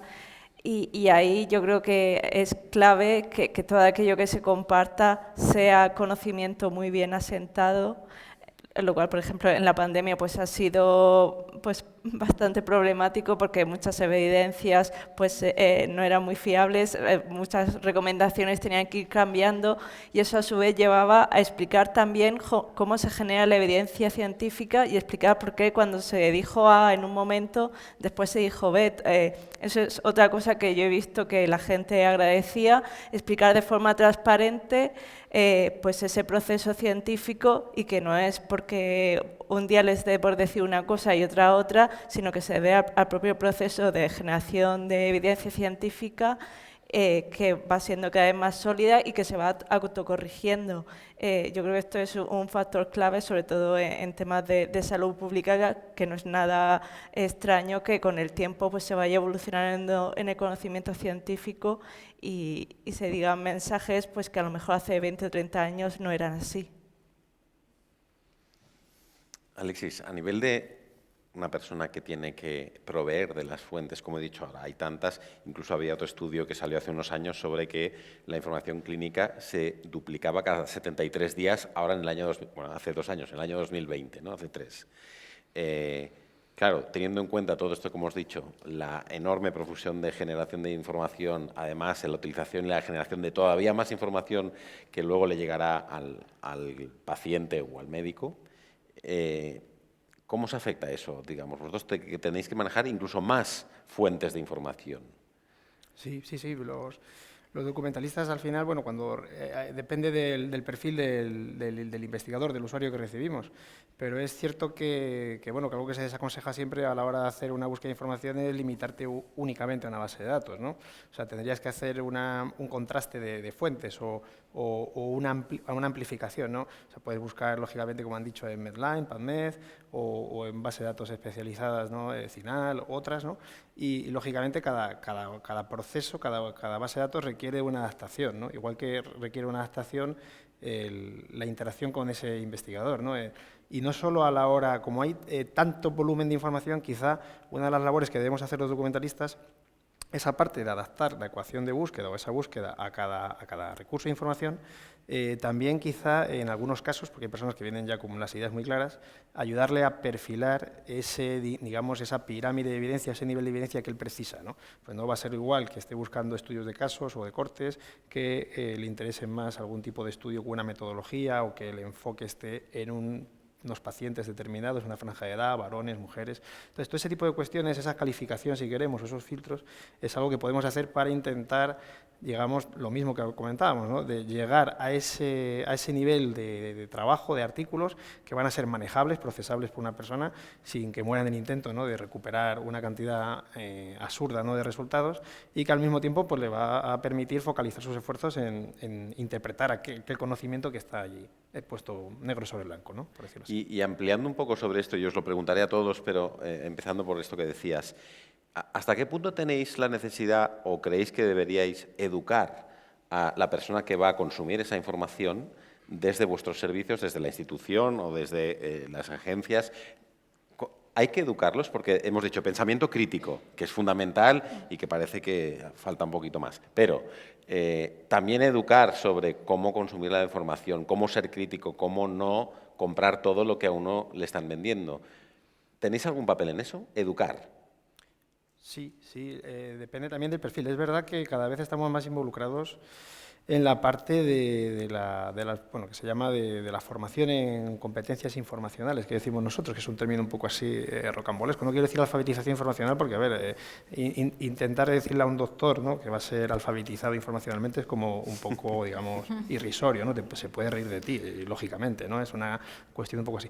Pero sí es conveniente que, sobre todo en los niveles iniciales de la formación profesional, se vayan incorporando ciertas competencias en el manejo de la información, en la evaluación conforme a determinados criterios que pueden ser cualitativos, ¿no?, de objetividad, actualización de esa información, el medio en el que se ha publicado, propósito de la misma, ¿no? No es lo mismo una información que pueda venir, lo que decíamos de los conflictos de intereses, ¿no?, que venga claramente especificado las opiniones a favor y en contra de esa tecnología, de esa técnica, o que no venga explicitado de ninguna forma, ¿no? Entonces, ese tipo de detalles que, digamos, que sí se pueden ir incorporando en la formación de las sobre todo en la formación de las nuevas generaciones de profesionales sanitarios, y yo creo que es conveniente.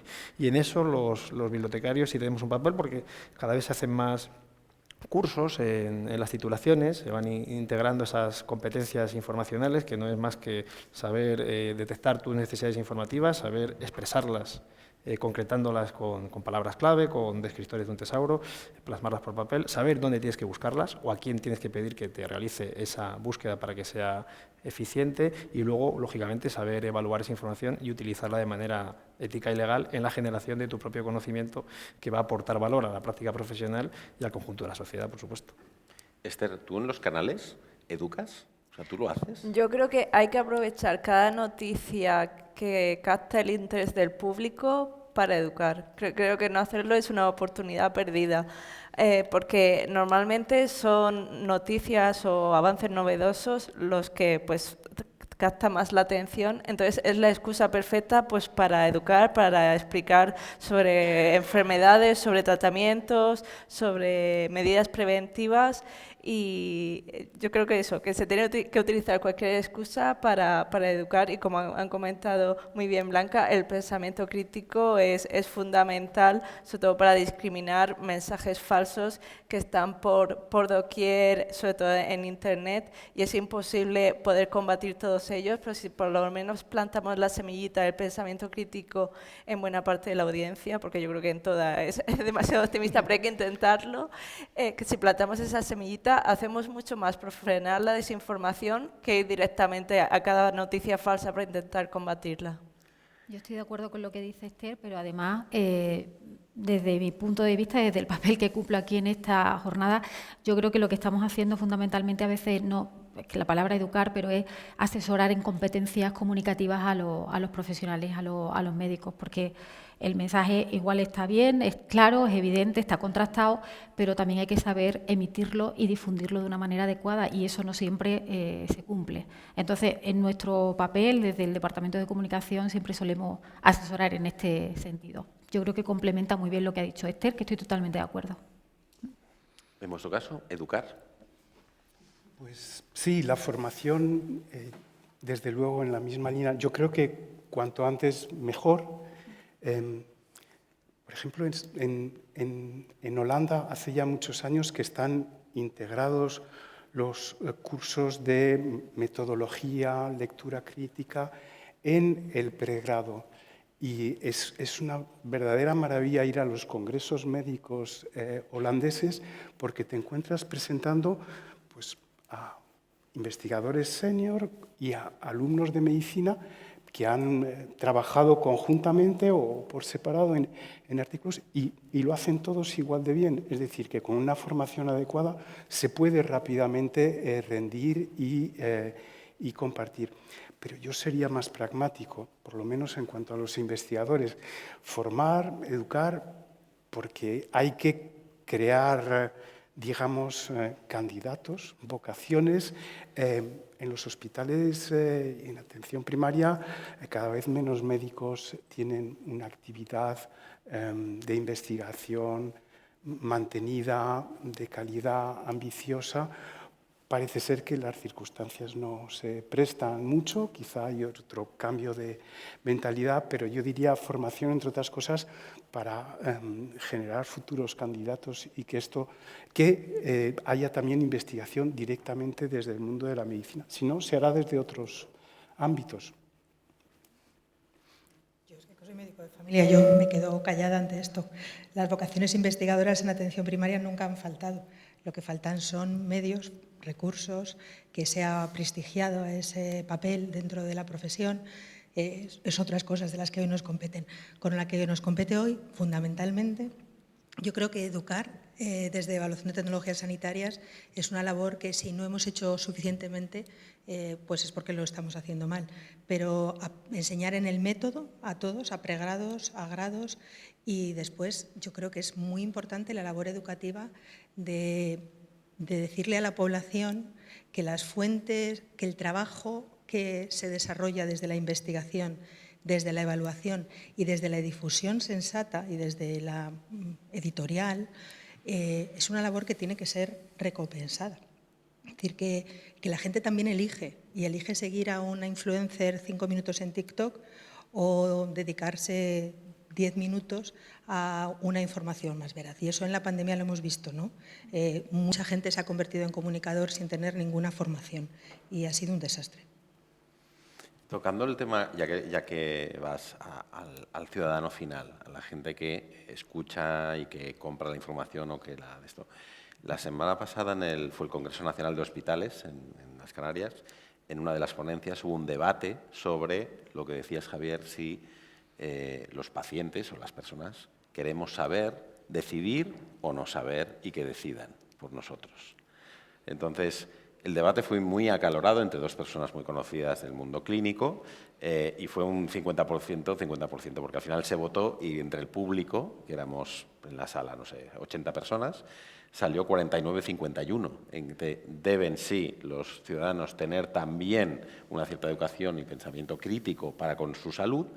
Otros no, es el profesional el que tiene que informarles, explicarles y ellos pues entender obviamente si tal.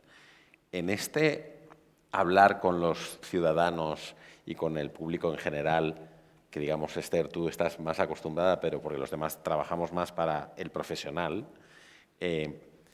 ¿hasta qué punto estáis o no de acuerdo con que hay que formarles o no formarles o hay que simplemente transmitir la verdad y ya se apañarán, dicho de una manera muy así?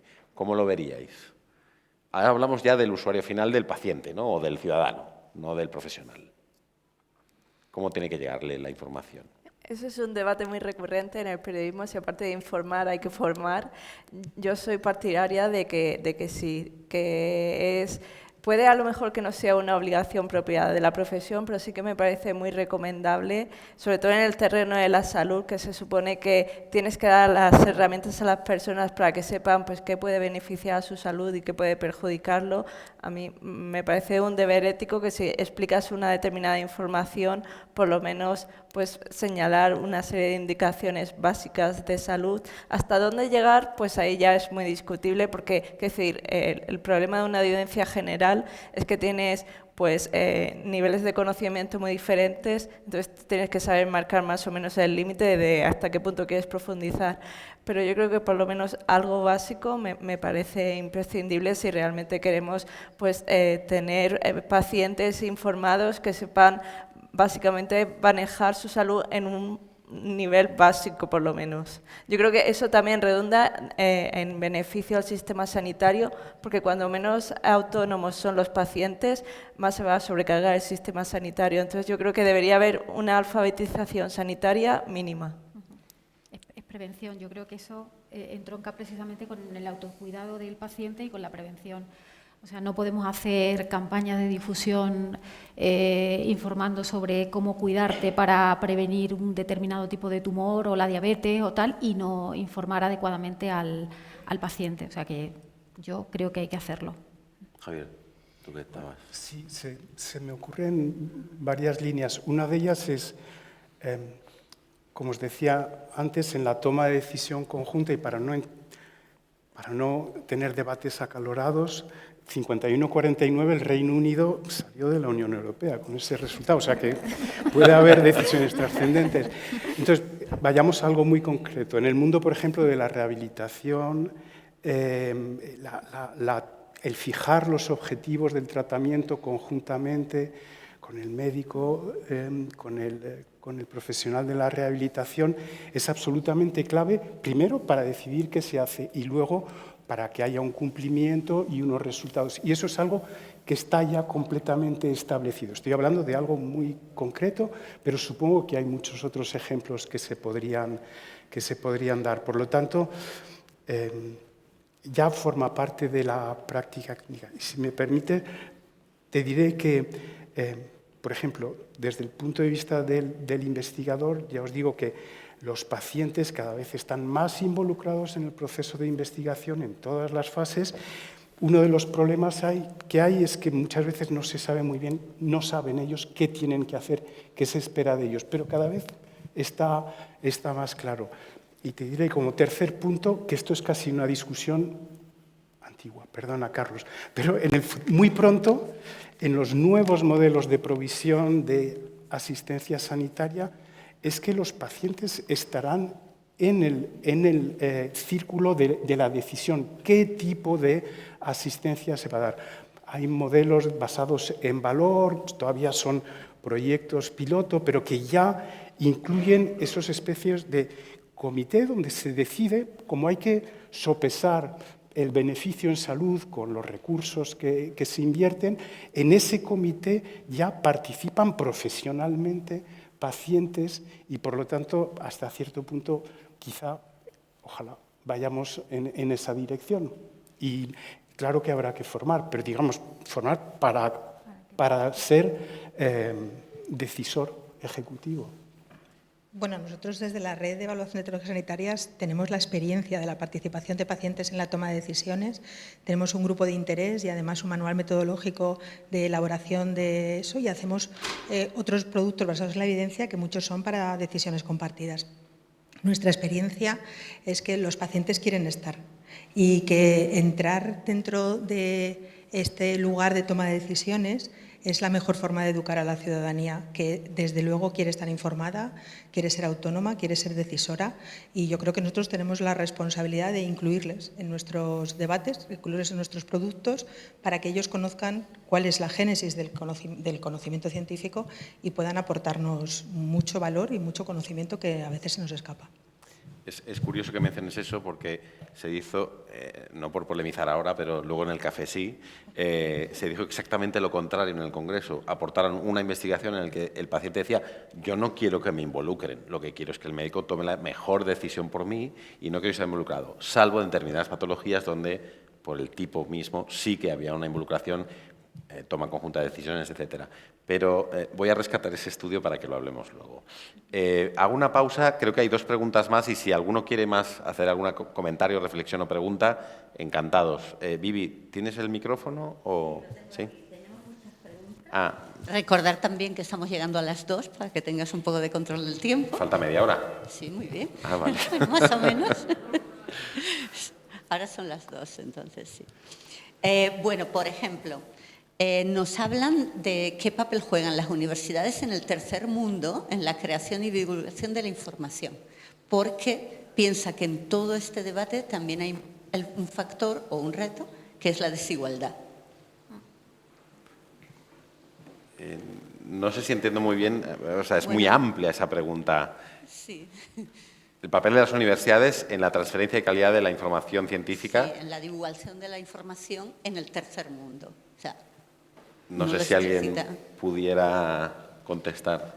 Desde la perspectiva de, ¿son los recursos iguales para todos? Y si no lo son, ¿qué hacemos? Nosotros de universidades no podemos hablar, yo no voy a hablar de lo que no conozco, pero de trabajo en desigualdad sí, porque uno de los dominios que tenemos en el marco metodológico, que es la transferencia del conocimiento desde la evidencia a la toma de decisiones, el IETD, una de las preguntas que nosotros siempre respondemos a la hora de hacer una recomendación desde la evidencia es la equidad, es si eso va a ser equitativo o no va a ser equitativo. Y yo creo que la respuesta es que es un dominio que se tiene en consideración cuando se hace una recomendación desde la evidencia científica. Vamos, yo creo que es obligado y cuando no se hace, pues es que está mal.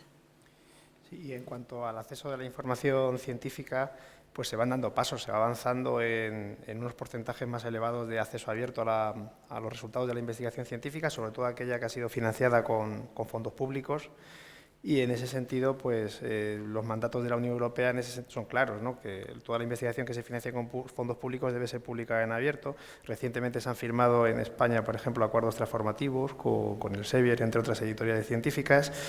Y bueno, yo creo que hay que ser optimistas, ¿no? De hecho, los estudios indican que aproximadamente ya algo más del 50% de la investigación científica está disponible en acceso abierto en distintos tipos de formato, que no todos son post-print o versiones editoriales, sino también encontramos algunos pre-print. Y esa información, lógicamente, está de manera libre y gratuita para cualquier ciudadano de cualquier parte del mundo, siempre y cuando tenga una conexión a Internet, que eso sí es ineludible, ¿no?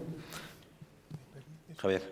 Es interesante lo que comentas, porque tú hablas ya de que está accesible a todos los ciudadanos, pero desde el punto de vista del investigador hay un problema de equidad claro. Porque la ciencia abierta es muy cara, la transparencia es enormemente cara y y los investigadores en el mundo no todos tienen acceso a la financiación que requiere. Por lo tanto, es un poco perverso la promoción de la ciencia abierta cuando lo que estás haciendo claramente es aumentar un quiasma, una diferencia en los productores, los generadores del conocimiento. Lo que quiero decir es que sí, evidentemente hay muchos aspectos positivos, pero se está creando una desigualdad mucho mayor que antes.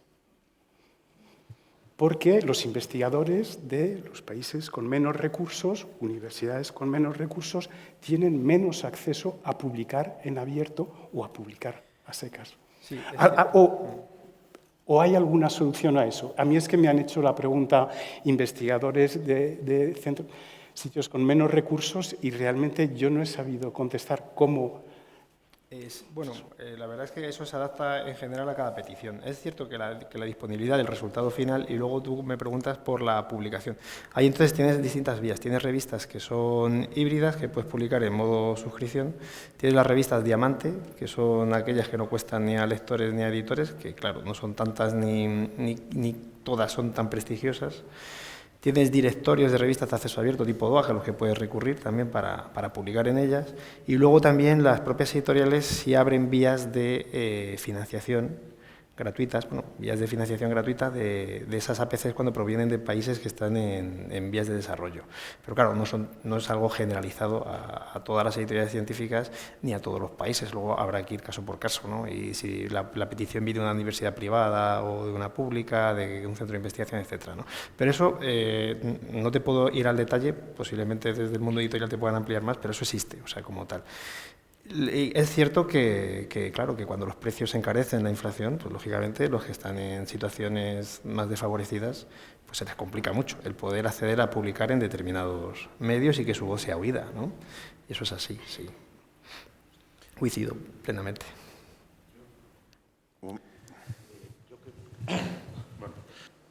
Soy Jorge, el director de la biblioteca de la Facultad de Medicina de la Universidad Complutense y coordinador del área de salud. Y algo en temas de formación académica, pues nos involucra de forma... Por un lado están los procesos de formación de los futuros médicos. La carga docente está influyendo negativamente a la hora de enseñar un pensamiento que no esté demasiado elaborado en pequeñas píldoras a través del campus virtual. Esto puede desvirtuar cuando acceden a la formación MIR. Hay una cierta, digamos, decalaje entre lo que realmente han aprendido y lo que la experiencia clínica les va a enseñar. Por otro lado, no siempre los ensayos clínicos coinciden con la medicina basada en la evidencia, no siempre o no necesariamente. Respecto de la desigualdad, decir, por ejemplo, que hay políticas que también pueden promover las industrias editoriales para frenar esa desigualdad. Yo recuerdo cuando se produjo el terremoto de Haití, yo participé en un proyecto de reconstrucción de las bibliotecas universitarias en Haití y en aquel momento editoriales como Elsevier, que está aquí bien presente, garantizaron el acceso a toda su producción editorial gratuitamente y se creó un fondo en Puerto Príncipe, se generó centro financiado íntegramente por el Sevier. También hay un papel que tiene que contribuir al desarrollo. Lo que no podemos es frenar la ciencia abierta. Puede que sea cara, pero ninguna innovación y ninguna apuesta por devolver al público lo que es público, financia con dinero público, debe de frenarse basándose en el hecho de que es cara, porque según eso no habríamos hecho absolutamente nada. Entonces yo creo que en este sentido sí tenemos una cierta responsabilidad en la formación, también en la formación académica, porque para enseñar pensamiento transversal tienes que ser exigente y a veces la exigencia está reñida con la evaluación. Véase el programa Docentia, los alumnos evalúan a los profesores que no salen bien pues están en unas situaciones cara a sus propios claustros un tanto complicadas. Yo conozco casos de magníficos profesores que no siempre tienen la mejor de las acogidas. Recientemente hubo un problema en la elección del emeritaje del profesor Bouza, simplemente porque el voto de algunos alumnos cuestionaban en un proceso simplemente para acceder al emeritaje y tenían valor per se. Y si hay alguien que no le cae bien, tuvo una mala calificación, puede frenar a una persona de la categoría del profesor Emilio Bouza en la obtención del emeritaje. Es decir, vivimos en mundos complejos, con instituciones complejas, que se gestionan de modo muy diverso. Y yo creo que esto es muy importante. Y luego, respecto a la forma de enseñar, estamos ahora con vosotros, con la gente del Sevier, con el tema de Ósmosis. No sé si conocéis la nueva plataforma de Ósmosis, de vídeos educativos, que lo que hacen es hacer accesible a los alumnos en sus lenguajes, digamos, digitales, la forma de aprender y de un modo muy serio, ¿no? Es decir, y, sin embargo, con un gran aporte de innovación. Todos son importantes. Hay que formar, pero también los profesores tienen que tener claro que para formar, que instruir, es frustrar y que no siempre se puede estar en una formación, se puede dar una formación de calidad si estás sometido a la espada de Damocles de una evaluación que muchas veces no responde a criterios, digamos, más allá, no, a criterios académicos. Muchas gracias. Muy interesante. Sí, allá otra pregunta o comentario, lo que sea. No quería monopolizar el tema, pero creo que hay una parte en la que no habéis entrado, no sé si pensabais hacerlo. Claro, hay una parte del conocimiento que es la aplicación directa sobre los pacientes, ¿no? Entonces, digamos que hay ahora toda la emergencia del trabajo sobre datos directamente extraídos de los pacientes, todos los datos de vida real, estos que llamamos, y lo que eso lleva aparejado, al ser muchos datos, es el uso de los algoritmos, ¿no? Entonces, la pregunta es doble. Por un lado, el hecho del trabajo el trabajar sobre publicaciones o sobre información de datos de vida real cambia la metodología, entiendo. Y por otro lado, el evaluar algoritmos, sobre todo los algoritmos complejos de Deep Learning, que casi todos son una caja negra, ¿cómo se hace eso desde el punto de la evaluación o cómo afrontáis esto que me parece que es otro reto de la información actual? Sí, te agradezco mucho, Germán, la pregunta, porque he venido realmente a contestar esa pregunta. Íbamos a hablar de ello, pero bueno, gracias. No, yo creo que podemos utilizar en gran parte lo que hemos dicho. Se pueden utilizar guías de referencia que proporcionan criterios para evaluar estudios que utilicen pues, algoritmos, por ejemplo, en el análisis. Algunas han salido ya, es decir, se han adaptado las guías a ese tipo de metodología, otras están pendientes de salir, pero está en marcha, es decir, que no hay que cambiar, hay que sencillamente, hay que tratarlo exactamente como cualquier otra innovación como cualquier otro desarrollo, en este caso metodológico.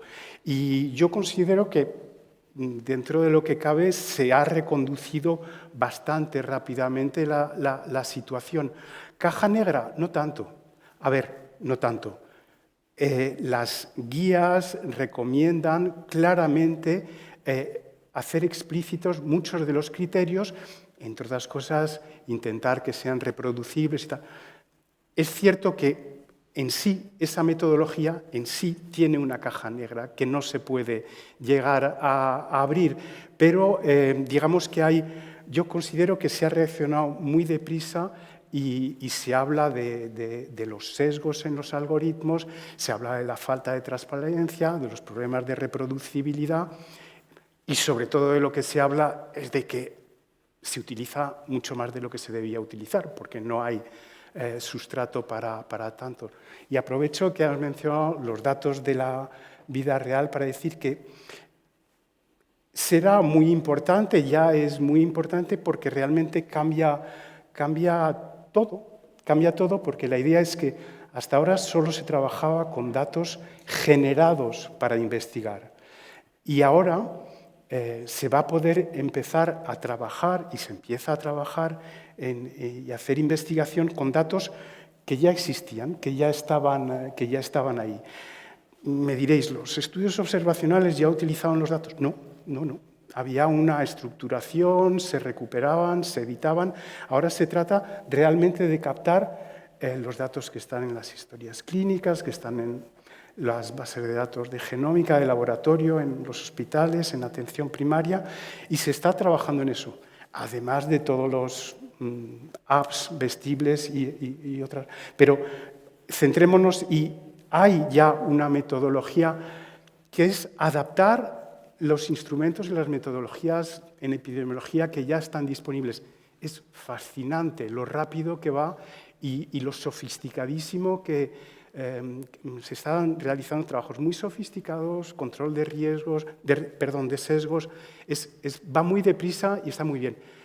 Pero la mayor parte de las publicaciones hoy en día con datos de la vida real son de muy mala calidad y yo soy autor de varias.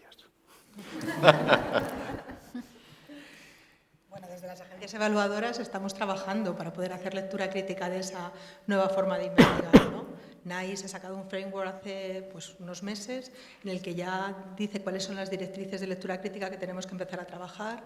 La red tiene un grupo de trabajo que está trabajando en esa metodología y nos consta que en las agencias evaluadoras europeas están muy preocupados y que desarrollarán algún tipo de estructura para poder ayudarnos a pensar cuáles son los sesgos y cuáles son las limitaciones de ese tipo de estudios, que yo creo que abren un abismo de conocimiento, pero también de error, y tenemos que tener cuidado, ¿no? Aportando a lo que comentabas, me pareció también la semana pasada en Canarias hubo una ponencia muy interesante de los mapas de variabilidad clínica que existen en España, del IACS. Y a raíz de lo que tú comentabas, sí que fue muy importante la pregunta que lanzó el ponente, que es, está muy bien, tenemos todos estos datos que proveen todas las comunidades autónomas al IACS, que son datos reales, contrastados, verídicos. ¿Qué se hace con eso? Nada.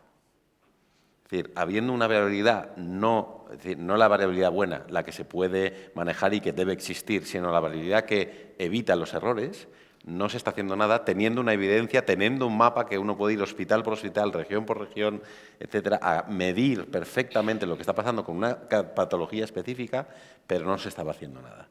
Y ahí, bueno, lo dejo abierto porque será un debate que tendremos en el café, no ahora. ¿Había alguna pregunta más, algún comentario? Porque tenemos los últimos 13 minutos. ¿Comentarios? Sí, de la red. De la red tenemos muchas preguntas. ¿Alguna filtrada? Voy a resumir en parte de comentarios, porque hay muchísimos comentarios sobre mejorar la cultura de la calidad de la información, profesionalizando la labor del revisor, ya que se ha hablado de la importancia del comité editorial, si eso no la garantizaría. Y tenemos como 10 comentando sobre justamente la lectura y pensamiento crítico. Si no, debería haber cursos. De hecho, si no, ofrecemos cursos ya, que se quieran apuntar. Y leeros simplemente un comentario. Gracias en general a todos los ponentes y todos los perfiles que están representados. Es un médico especialista que especialmente da las gracias a la labor del bibliotecólogo, sin el que no podría trabajar. Bueno, pues muchas gracias a este participante. Yo os quería comentar ya, terminando ya, porque sé que tenemos poco tiempo, hemos hablado de los retos, pero ahora me gustaría hablar de la realidad. No la realidad de aquello que yo me encuentro, sino de las limitaciones que tenemos. Cada uno de nosotros, hemos mencionado varias, has mencionado los recursos, la financiación, pero las limitaciones que a cada uno, y os pediría que cada uno escogierais una, en vuestra perspectiva, vuestro punto de vista, es aquella que marca la mayor dificultad en que la transferencia y la calidad de la información ocurran. ¿Cuál sería? No sé si alguien quiere empezar. Blanca, no te miro. Van a empezar. Venga, Mariló, que no empieza por... Pues el tiempo. El tener que dar respuesta rápida en este caso, a los medios de comunicación, en las solicitudes que nos envían, que a veces ni en tiempo ni en forma se pueden dar para dar una respuesta adecuada y de calidad y una buena transferencia de la información. Para mí es uno de los factores más limitantes que hay en mi ejercicio profesional y en el ejercicio profesional que ejerzo aquí en el colegio. Siempre estamos en la misma disyuntiva. Los médicos, cuando les reclamamos como expertos que respondan, me dicen es que no es tiempo, esto hay que ponderarlo, hay que analizarlo con tranquilidad, no se puede dar una respuesta rápida de esta manera. Y los medios al mismo tiempo pues nos piden una celeridad que a veces es cuestión de una hora, es que no es más, es en el mismo día dar respuesta. O sea, francamente es muy difícil trabajar así, trabajar para dar una buena calidad de información. Alexis. Yo en mi caso creo que, por añadir algo al tiempo, que estoy completamente de acuerdo, que es la principal limitación, a veces los canales. Habría que inventar algo para que se generalizase el boca a boca. Quiero decir, porque el correo electrónico hay muchas personas que directamente dejan listas de correo y algunos directamente, dependiendo de si vienen de listas o si quieres comunicar algo importante, algún evento, alguna jornada, hay muchas personas que eso ya ni los leen directamente, solo leen los que vienen de su jefe directo o el director de su departamento, su unidad, etcétera, ¿no? Entonces, de alguna manera, habría que intentar focalizar esos canales de transmisión para que fuesen quizá por un lado horizontales y por otro lado jerárquicos, en el sentido de que los responsables de la unidad fuesen los encargados de comunicar determinadas cuestiones que consideran relevantes al personal que trabaja para ellas. Todo enfocado en el boca a boca, que yo creo que es el medio de transmisión que todavía hoy nos genera más confianza dependiendo de quién sea la persona que te comunica tal cosa, ¿no? Apúntate a tal curso, que es muy interesante, vas a aprender tal cosa, ¿no? O revísate esta guía o este documento, que aquí se explica muy bien esta duda que se nos planteó la semana pasada en el hospital, ¿no? En la unidad. Y eso yo creo que es una limitación importante, el llegar a una audiencia amplia, incluso dentro de colectivos cerrados, como puede ser un hospital, una facultad, un departamento, etcétera. Pero entonces lo que comentas es que hay demasiados canales. Y o estás buscando el canal más efectivo, como dices, el boca a boca, para que la información llegue. Claro, quizá unos procedimientos más claros de cómo debe circular la información dentro de las organizaciones, ¿no?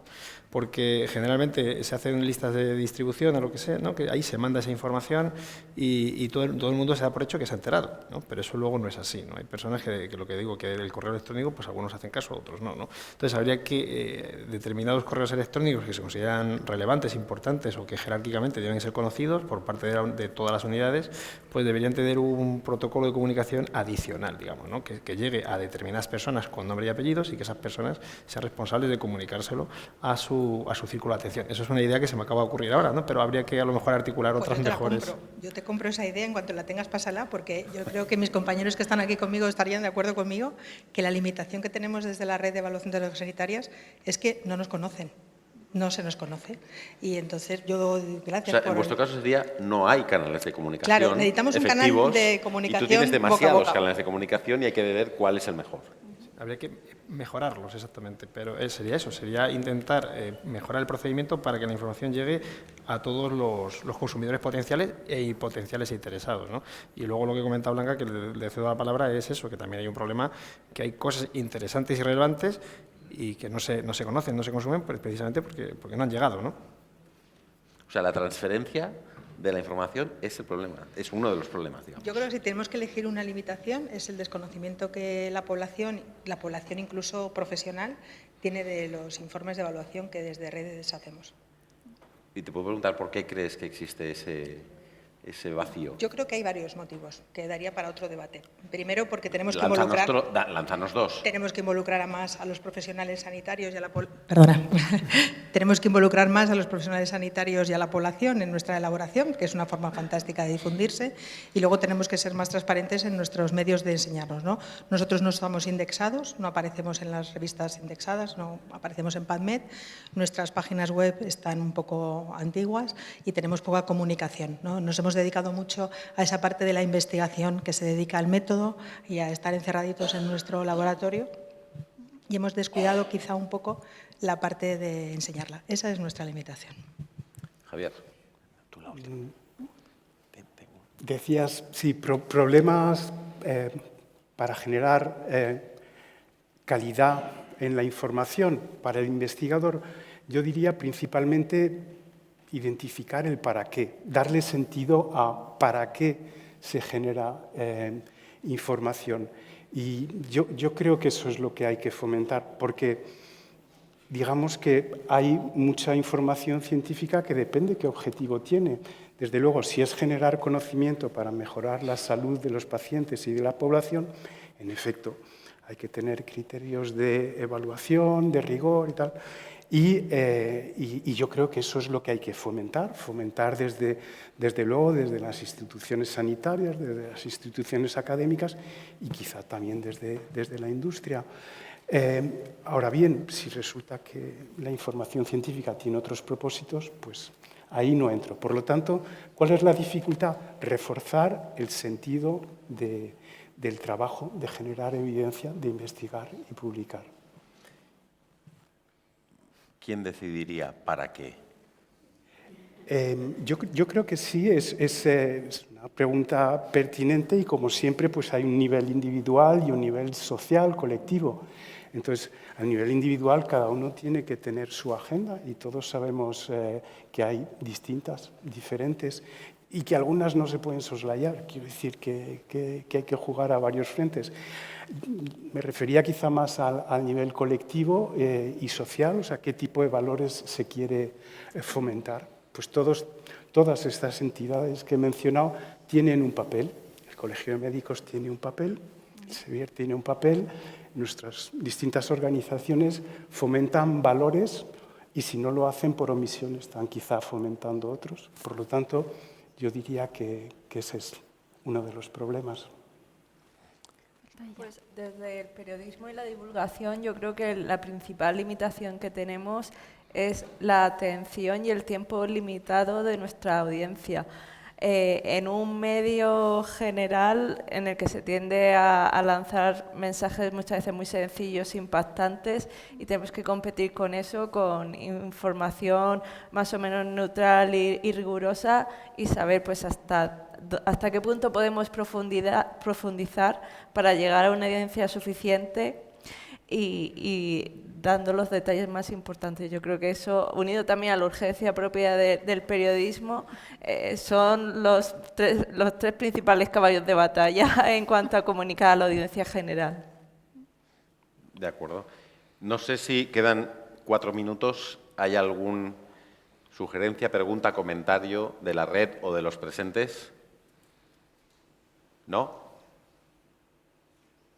Bueno, pues entonces lo vamos a cerrar aquí. Os agradezco a los 5 que nos hayáis acompañado hoy y os hayáis abierto vuestras mentes a todos los problemas o los retos que queríamos hablar hoy, aunque nos hemos dejado muchos todavía para el café, los que queráis abrirlos. A todos vosotros, los que estáis online y los que estáis aquí, por haber participado con nosotros. Os esperamos esta tarde, que tenemos otra ponencia interesantísima con mi compañera Jimena, la doctora Jimena Alvira, sobre cultura de la evidencia, que también es otro tema que da mucho que hablar, y de aquí un rato pues nos volvemos a ver todos. Así que muchísimas gracias. Gracias.